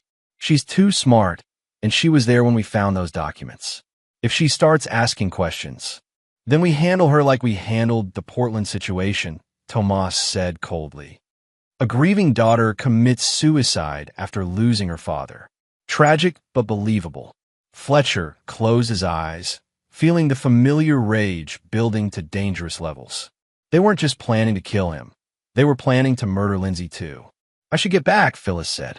"If he comes home, and I'm not there." "He's not coming home, Philly. Trust me." Fletcher listened as they finalized their plans for the next phase of the operation. Tomas would call in the accident as a concerned friend. Phyllis would play the devastated widow. They'd wait a few weeks, then quietly liquidate everything and disappear. After Phyllis left, Fletcher made his move. He'd studied the building's security system and knew exactly how to disable the cameras without triggering alerts. The lock on Tomas's apartment was expensive, but not impregnable. Fletcher had it open in under 30 seconds. Tomas was washing wine glasses in the kitchen when Fletcher appeared behind him like a ghost. "Hello, Thomas. Or do you prefer Tomas?" Tomas spun around, dropping a glass that shattered on the floor. His face went white as he recognized Fletcher. "Surprised to see me?" Fletcher asked conversationally. "I would have been here sooner, but I had to get my brakes fixed. Funny thing about brake lines, they don't usually cut themselves." Tomas lunged for a knife block, but Fletcher was faster. Years of military training and combat experience trumped Tomas's desperation. Within seconds, Tomas was on the floor with Fletcher's knee pressed against his throat. "Let me explain how this is going to work," Fletcher said quietly. "I know everything. Your real names, your previous victims, your offshore accounts, your escape plans. I know about the insurance policy you forged and the safety deposit box at First National. I know you've killed at least 6 men and planned to kill my daughter after you murdered me." Tomas struggled weakly. "You can't prove anything." Fletcher smiled. "I don't need to prove anything. I'm not a cop." He applied pressure until Tomas's eyes rolled back, then eased off slightly. "Here's what's going to happen. You're going to call Phyllis and tell her there's been a complication. Tell her to come back here immediately. Then you're going to sit quietly while I explain the new rules of engagement. And if I refuse?" Fletcher's smile disappeared entirely. "Then I'll demonstrate exactly why my company's military contracts are so lucrative. And trust me, Thomas, you don't want that demonstration."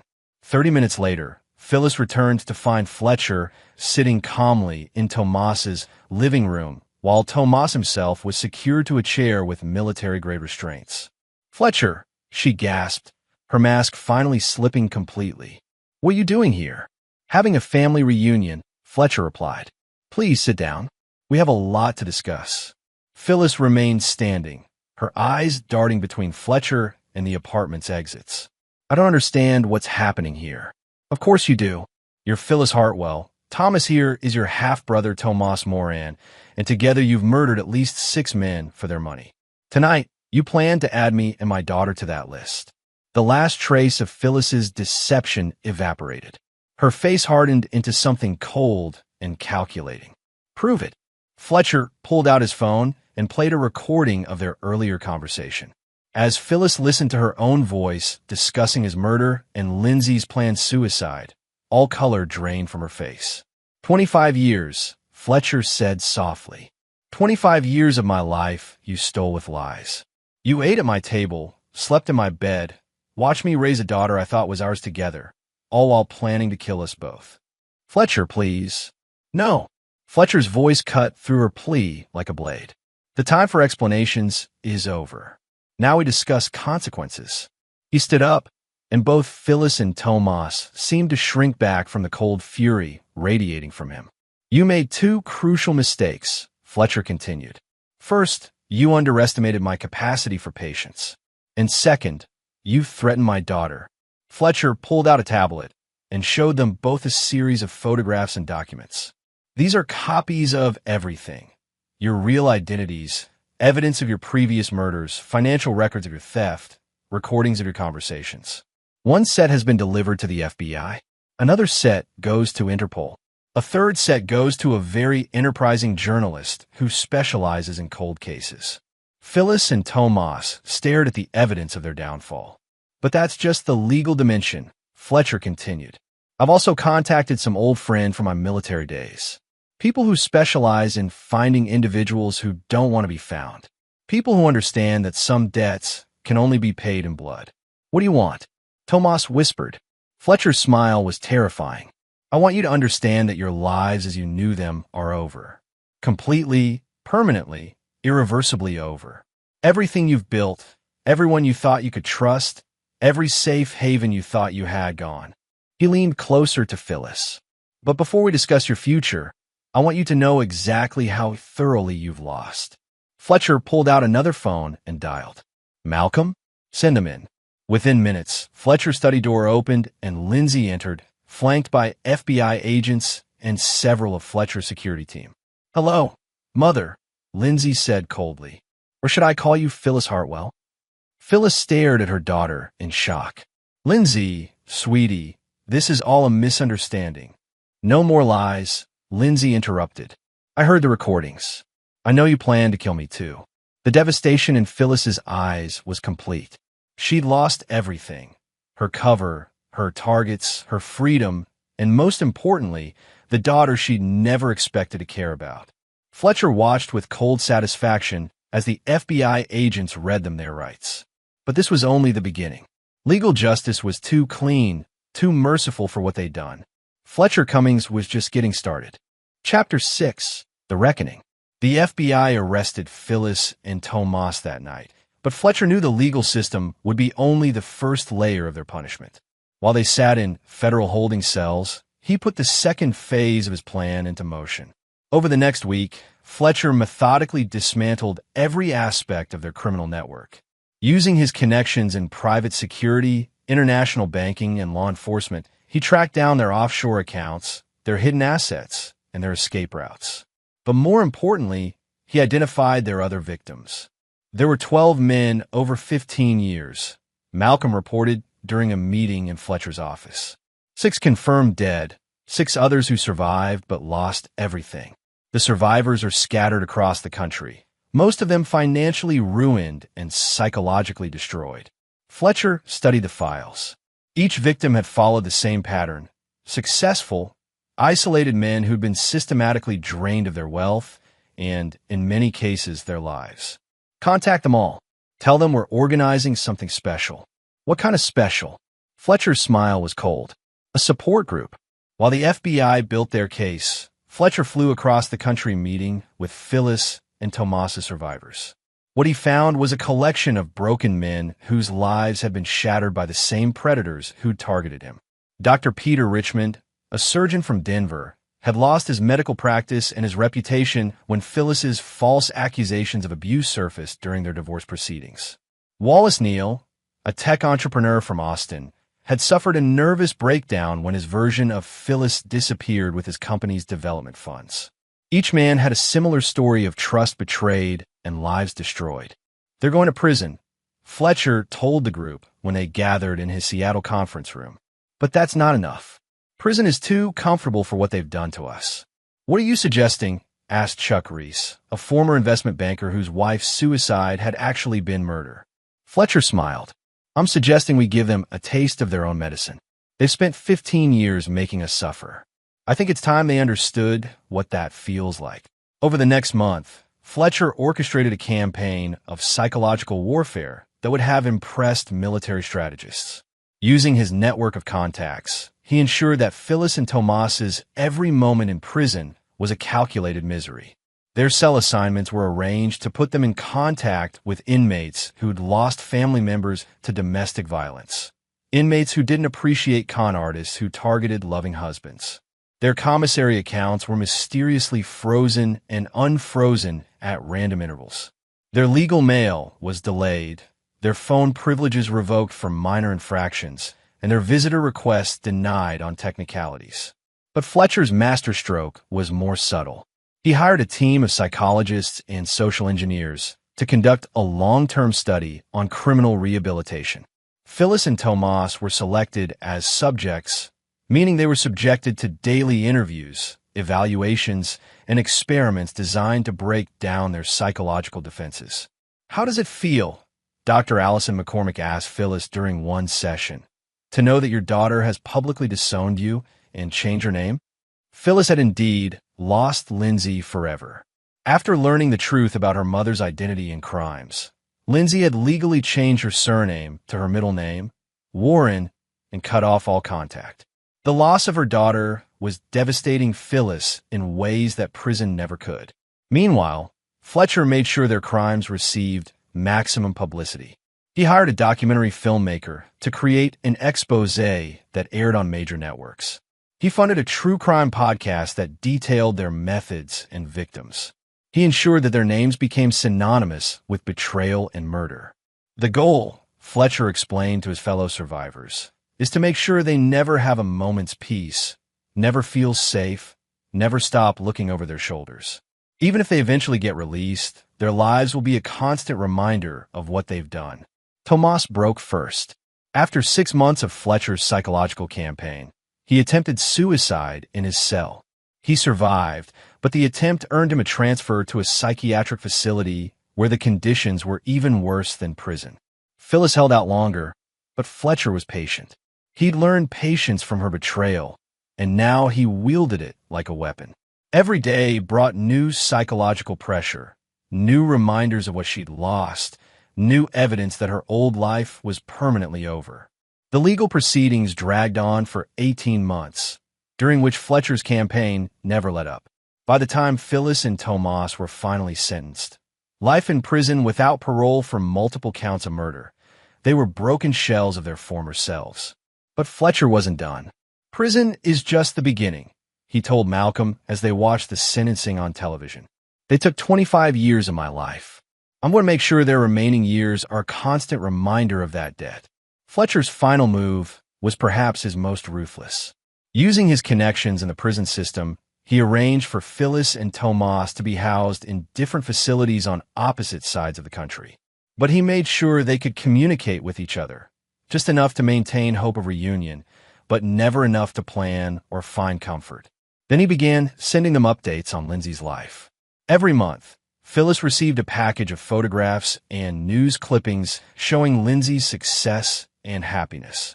Lindsay had returned to school for her PhD, gotten engaged to a wonderful man, and was building a life that explicitly excluded any memory of the woman who'd claimed to be her mother. The photographs showed Lindsay at her engagement party, at her graduation, at her wedding, all events Phyllis would never be part of. Each package included a note. "Your daughter is happy. She doesn't need you. She never thinks about you." Tomas received similar packages, but is focused on the other victims who were rebuilding their lives. Peter Richmond had reopened his medical practice. Wallace Neal had started a new company. Chuck Reese had remarried and found peace. Each success was a reminder that their victims had survived while their predators rotted in cages. Isn't this enough? Malcolm asked after the third year of Fletcher's campaign. They're already destroyed. Fletcher considered the question seriously. They took everything from me, my trust, my love, my sense of safety, 25 years of my life. They planned to take my daughter's life, too. They destroyed at least 12 other men, killed 6 people, and felt no remorse. He paused, staring out his office window at the Seattle skyline. No, he said finally, it's not enough. It will never be enough. They chose to be monsters, and monsters don't deserve mercy. Fletcher Cummings had learned the hard way that some betrayals cut so deep they change a person's fundamental nature. Phyllis and Tomas had turned him into something colder, more calculating, and infinitely more dangerous than the trusting man he'd once been. They would spend the rest of their lives paying for that transformation. Chapter 7. The Final Revelation. 3 years after the sentencing, Fletcher received an unexpected visitor. Sean Gross, a federal prosecutor who'd worked the case, requested a private meeting that couldn't be conducted at Fletcher's office or home. They met at a secluded restaurant outside Seattle, where Gross delivered news that changed everything Fletcher thought he knew about his story. There's something you need to know about Phyllis, Gross said quietly. Something that came out during a separate investigation. Fletcher leaned forward. What kind of something? Lindsay isn't her biological daughter. The words hit Fletcher like a physical blow. What? We ran DNA tests as part of a different case. Phyllis kidnapped Lindsay when she was 3 years old from a family in California. The Warrens, her real parents, have been searching for her for almost 20 years. Fletcher felt the world shift beneath him. That's impossible. I was there when Lindsay was born. I have pictures, hospital records, all fabricated. Very sophisticated fabrications, but fake nonetheless. The hospital records show a baby girl was born that day, but she died within hours of birth. Somehow, Phyllis obtained the identity and substituted Lindsay. Fletcher's mind raced through implications. Why are you telling me this? Because the Warren family wants to meet her. And because there's more. Gross pulled out a thick file. Phyllis's real daughter, her biological child with her first husband, is still alive. Her name is Carmen Warren, and she's been searching for her mother for 15 years. Fletcher stared at the photographs of a young woman who looked startlingly like Phyllis. Where is she? Portland. She's a social worker who specializes in missing children cases. She became obsessed with finding her mother after Phyllis disappeared when she was 7 years old. The revelation recontextualized everything Fletcher thought he understood about his situation. Phyllis hadn't just been a con artist. She'd been a child abductor who'd built her life on stealing other people's children. There's one more thing, Gross continued. Carmen Warren has been working with us to build additional cases against her mother. She wants to testify about Phyllis's real character.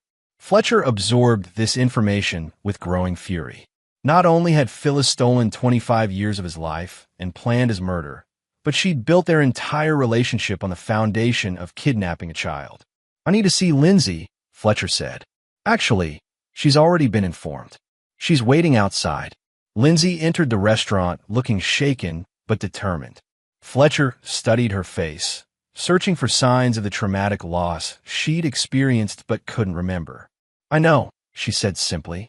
About everything. About who I really am, about my biological parents, about Carmen. Fletcher reached across the table and took her hand. How are you handling this? I'm angry, Lindsay said quietly. Angrier than I've ever been in my life. That woman didn't just steal your life and try to kill us. She stole my entire childhood, my real family, my identity. What do you want to do? Lindsay's expression hardened in a way that reminded Fletcher of himself. I want to make sure she knows. I want her to understand that every single thing she built was a lie, and that her real daughter hates her for what she's done. Fletcher smiled grimly. His daughter, regardless of biology, was definitely his child in the ways that mattered. I think, Fletcher said slowly, it's time for a family reunion. 2 weeks later, Fletcher arranged for a special visit to Phyllis's prison. Using his connections and a carefully crafted legal pretext, He secured permission for an impact statement session that would allow multiple victims to confront Phyllis simultaneously. Phyllis was brought to the visitor's room expecting to see her lawyer. Instead, she found Fletcher, Lindsay, Carmen Warren, and two representatives from the Warren family, Lindsay's biological parents. The shock on Phyllis's face was complete. For the first time in 3 years of psychological warfare, Fletcher saw genuine surprise in her eyes. "Hello, Phyllis," Fletcher said calmly. "I brought some people you should meet." Phyllis stared at Carmen with undisguised horror. "Carmen? What are you doing here?" "Looking for my mother," Carmen replied coldly. "The same mother who abandoned me when I was 7 years old to go play house with stolen children and murder innocent men." Phyllis's gaze shifted to the Warrens, and understanding dawned. No, that's not possible." "Hello, Sarah," said June Warren, Lindsay's biological mother. "That's her real name," she explained to Fletcher. "Sarah Elizabeth Warren. We've been looking for her for 19 years. Sarah stared at her biological parents with a mixture of recognition and grief. "I remember you," she whispered. "I remember a yellow bedroom and a dog named Max." June Warren began crying. "You love that dog so much. We never stopped hoping we'd find you." Fletcher watched Phyllis process the complete destruction of her legacy. Not only had her criminal career ended in permanent imprisonment, but her stolen daughter had been returned to her real family, and her biological daughter despised her. "This isn't possible," Phyllis repeated, but her voice lacked conviction. "It's not only possible," Fletcher said, "it's permanent. Sarah is going to rebuild her relationship with her real family. Carmen is going to testify against you in federal court. And you're going to spend the rest of your life knowing that everything you touched turned to ashes." Phyllis looked desperately at Lindsay. "Sarah, please, sweetheart. I raised you. I loved you. You kidnapped me," Sarah replied with ice-cold precision. "You stole me from people who actually loved me, and you used me as a prop in your murder schemes. Everything about my childhood was a lie." "That's not true." "It is true," Carmen interrupted. "Just like everything else about you is a lie. You were never a mother to me, and you were never a mother to her. You're a thief and a murderer, and you deserve everything that's happened to you." Fletcher watched Phyllis crumble. In that moment, he realized his revenge was complete. She'd lost everything: her freedom, her identity, her schemes, and now, most crushingly, both daughters. "There's one more thing," Fletcher said as the visit ended. "Tomas received a similar visit last week. His victims' families wanted to meet him too. From what I hear, he took it about as well as you are." As they prepared to leave, Fletcher leaned close to Phyllis. 25 years, he whispered. "You owe me 25 years, and I collect my debts with interest. Every day, for the rest of your life, you'll remember this moment. Every day, you'll know that you lost completely." Phyllis stared at him with empty eyes. "I loved you." Fletcher's smile was colder than Arctic wind. "No, you didn't. You don't know what love means. But you're going to have plenty of time to learn the difference." As they walked away, Sarah took Fletcher's arm. "Thank you," she said quietly. "For what?" "For being my real father. Biology doesn't matter. You raised me, you protected me, you loved me. That makes you my dad, regardless of DNA." Fletcher felt something warm break through the ice that had surrounded his heart for 3 years. Not forgiveness. He would never forgive Phyllis and Tomas for what they'd done. But acceptance, perhaps, and the knowledge that some things survived even the deepest betrayals. "Come on," he said to both his daughters, one biological, one chosen. "Let's go home." Behind them, Phyllis was led back to her cell, where she would spend the rest of her life remembering the moment she lost everything that had ever mattered. Fletcher's revenge was complete, but more importantly, his family was finally free. Chapter 8. The Inheritance of Vengeance. 6 months after the family reunion, Fletcher discovered that his story with Phyllis and Tomas was far from over. Malcolm delivered the news during their regular security briefing, his expression unusually grim. "We have a problem," Malcolm announced, sliding a thick file across Fletcher's desk. "Phyllis and Tomas weren't working alone. There's a third partner we never identified." Fletcher opened the file to find surveillance photos of a woman in her 50s with sharp features, and calculating eyes. Who is she? Vera Daly, Phyllis's older sister and the actual mastermind behind their operation. She's been running logistics from outside the country for the past 15 years, managing their finances and escape routes. Fletcher studied the photographs with growing concern. Why are we just learning about her now? Because she's good. Very good. She stayed completely off our radar during the investigation, and she's been smart enough to avoid any direct contact with Phyllis or Tomas since their arrest. Malcolm paused. But she's been watching us. What do you mean? Malcolm pulled out a second set of photographs. These were taken outside your office, Sarah's university, Carmen's workplace, and the Warren family home. She's been conducting surveillance on all of you for the past 3 months. Fletcher felt the familiar cold rage building. What does she want? Best guess? Revenge. Her siblings are in prison for life. Their operation is destroyed, and their assets have been seized. She's lost everything because of you. Fletcher leaned back in his chair, processing the implications. He'd spent 3 years systematically destroying Phyllis and Tomas, but he'd left a loose end that was now threatening his family. There's more, Malcolm continued. Vera Daly isn't just Phyllis's sister. She's a legitimate threat. Military background, special forces training, expertise in surveillance and elimination. If she's planning something against your family, she won't get the chance, Fletcher interrupted. I want her location, her resources, her plans. I want to know everything about her by tomorrow morning. Already working on it. But Fletcher, this woman is different from Phyllis and Tomas. She's not a con artist or a manipulator. She's a soldier. If you're planning to go after her the same way. I'm not, Fletcher said quietly. This time, I'm going to end it permanently. That evening, Fletcher called an emergency family meeting. Sarah, Carmen, and the Warrens gathered at his Bellevue home, where Fletcher explained the new threat. So we're still not safe? Asked June Warren, her face pale with worry. Not yet, Fletcher admitted. But we will be. I'm going to make sure of it. Carmen studied the surveillance photos with professional interest. These are good quality, taken with expensive equipment. She's been planning this for months. What would you do? Fletcher asked her. If I were her, I'd target the thing that hurt my family the most. In this case, that's you and everyone you care about. Carmen's expression hardened. She's not planning simple revenge. She's planning to destroy your entire support system. Fletcher nodded grimly. That's what I thought too. Over the next week, Fletcher's security team uncovered the full scope of Vera Daly's operation. She'd been methodically gathering intelligence on Fletcher's family, his business associates, and his methods.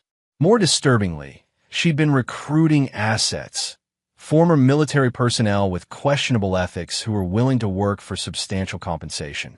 She's building a team, Malcolm reported.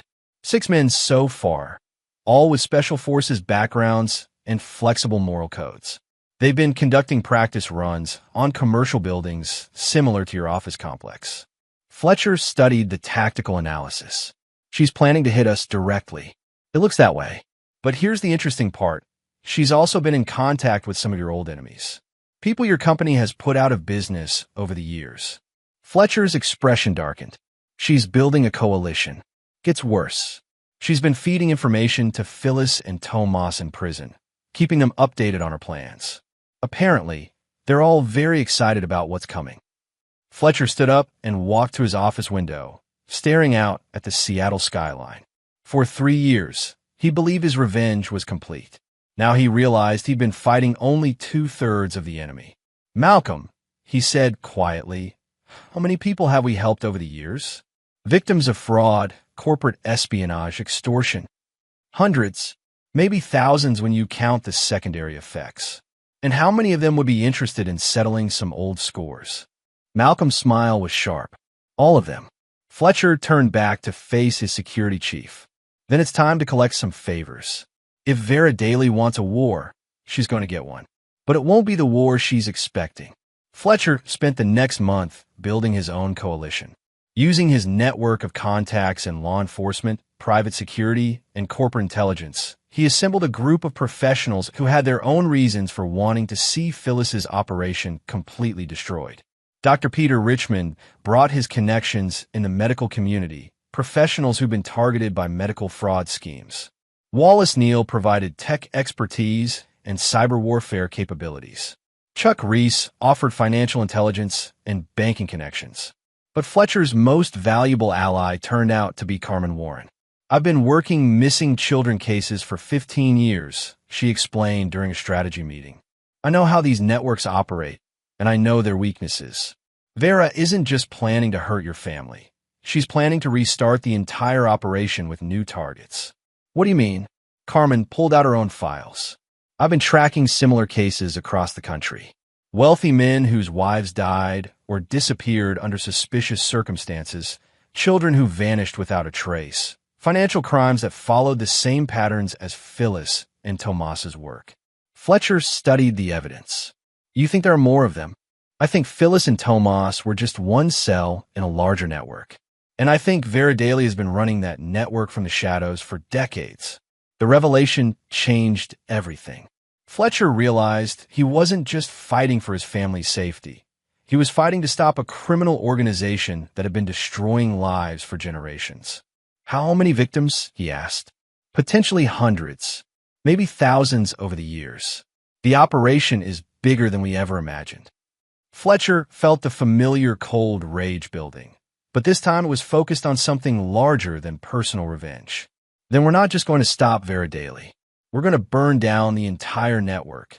Carmen smiled, and for the first time, Fletcher saw the resemblance to Phyllis. But where Phyllis's smile had been deceptive, Carmen's was righteously furious. "Now you're thinking like someone who wants to win," she said. Fletcher began planning the most comprehensive operation of his career. Not just revenge against Vera Daly, but the complete annihilation of everything Phyllis and her family had built. The war was about to begin, and this time, Fletcher intended to leave no survivors. Chapter 9. The Final War. Fletcher's war against Vera Daly and her network began with misdirection. Instead of hiding from her surveillance, he deliberately made himself visible, creating the appearance of a vulnerable target while his real preparations proceeded in shadow. For 2 weeks, Fletcher maintained his normal routine: office meetings, family dinners, predictable travel patterns. Meanwhile, his expanded team worked around the clock to map Vera's entire operation. Carmen's investigation had revealed the scope of their enemy. The network included 12 active cells across North America, each running variations of Phyllis and Tomas's long-term con schemes. Over 30 years, they'd stolen an estimated $50 million and killed at least 24 people. "It's a family business," Carmen explained during a briefing. 3 generations of criminals, all working variations of the same basic con. Vera has been a strategic mastermind since the 1990s. Fletcher studied organizational charts that mapped 3 decades of systematic murder. "How did law enforcement miss this?"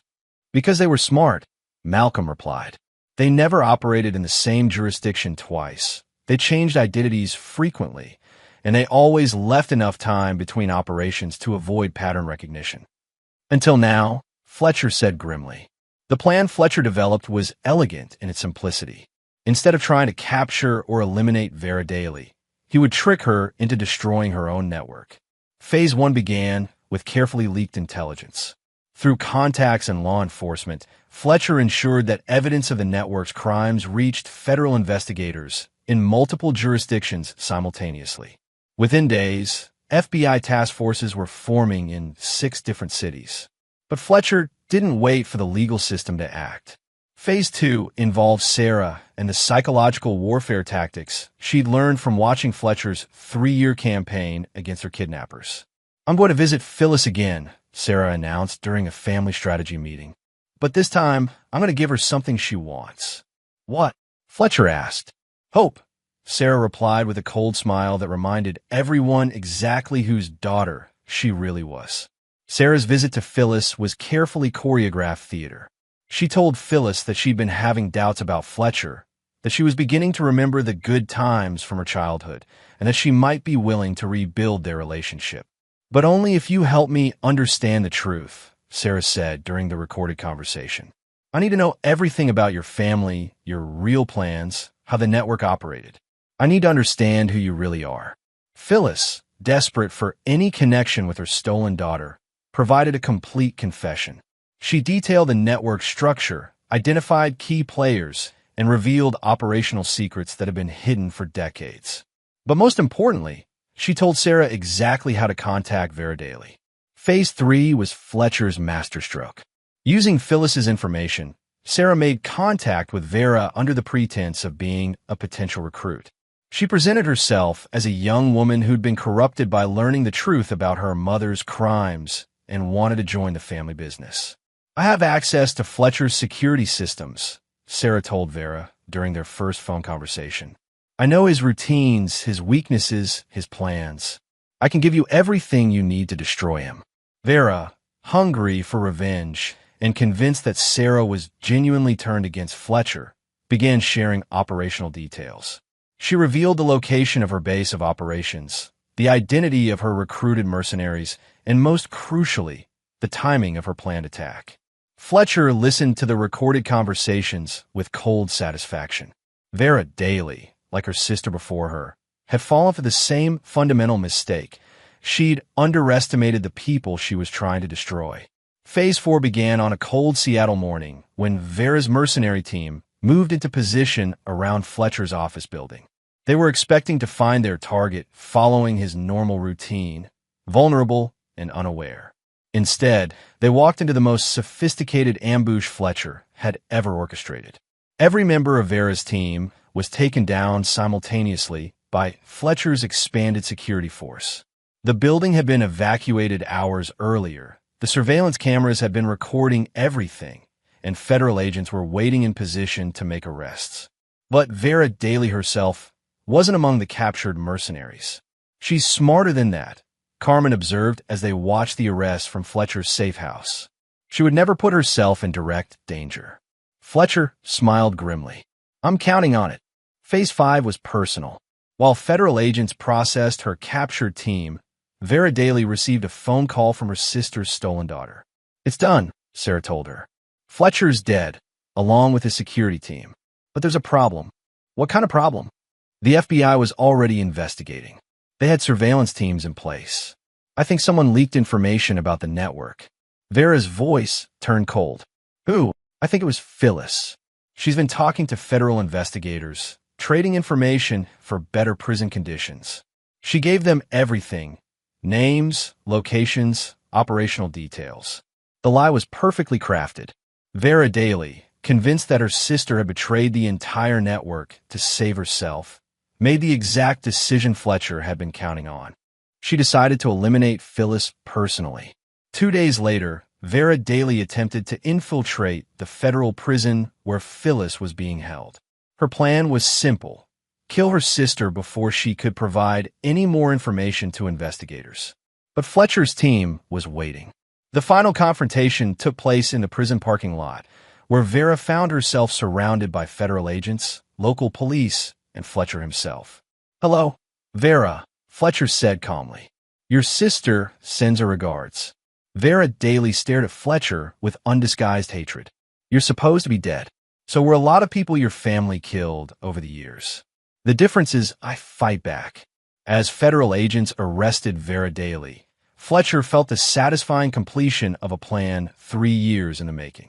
The network that had destroyed so many lives was finally broken. But he wasn't finished. Over the following months, Fletcher used his evidence and connections to ensure that every member of the criminal network faced justice. Federal investigations in 12 cities resulted in 47 arrests. Millions of dollars in stolen assets were recovered and returned to victims' families. The legal proceedings took 2 years, but Fletcher was patient. He attended every trial, watched every sentencing, and made sure every victim's family knew that justice had finally been served. Phyllis died in prison during the 2nd year of trials, officially of natural causes, though Fletcher suspected the psychological pressure of learning that her entire network had been destroyed might have contributed to her heart failure. Tomas lasted another 6 months before following his sister into death. His suicide note contained only 2 words: "Fletcher wins."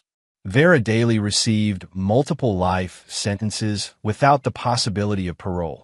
Her last words to Fletcher, spoken during the final sentencing hearing, were a promise of revenge from beyond the grave.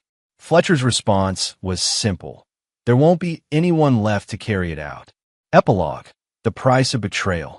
5 years after Vera Daly's arrest, Fletcher Cummings stood in the garden of his new home in Montana, watching Sarah play with her 3-year-old daughter. Sarah had married Carmen's brother and taken the Warren name permanently, finally reclaiming the identity stolen from her in childhood. Carmen visited frequently, having relocated to Seattle to work with Fletcher's Foundation, an organization dedicated to helping victims of long-term fraud and identifying criminal networks before they could claim new victims. The Warren parents had become Fletcher's closest friends, bonded by their shared experience of loss and recovery. June Warren often said that Fletcher had given them back their daughter, but Fletcher knew the truth was more complex. They'd all saved each other. Fletcher himself had changed in ways both subtle and profound. The betrayal had made him harder, more suspicious, less willing to trust.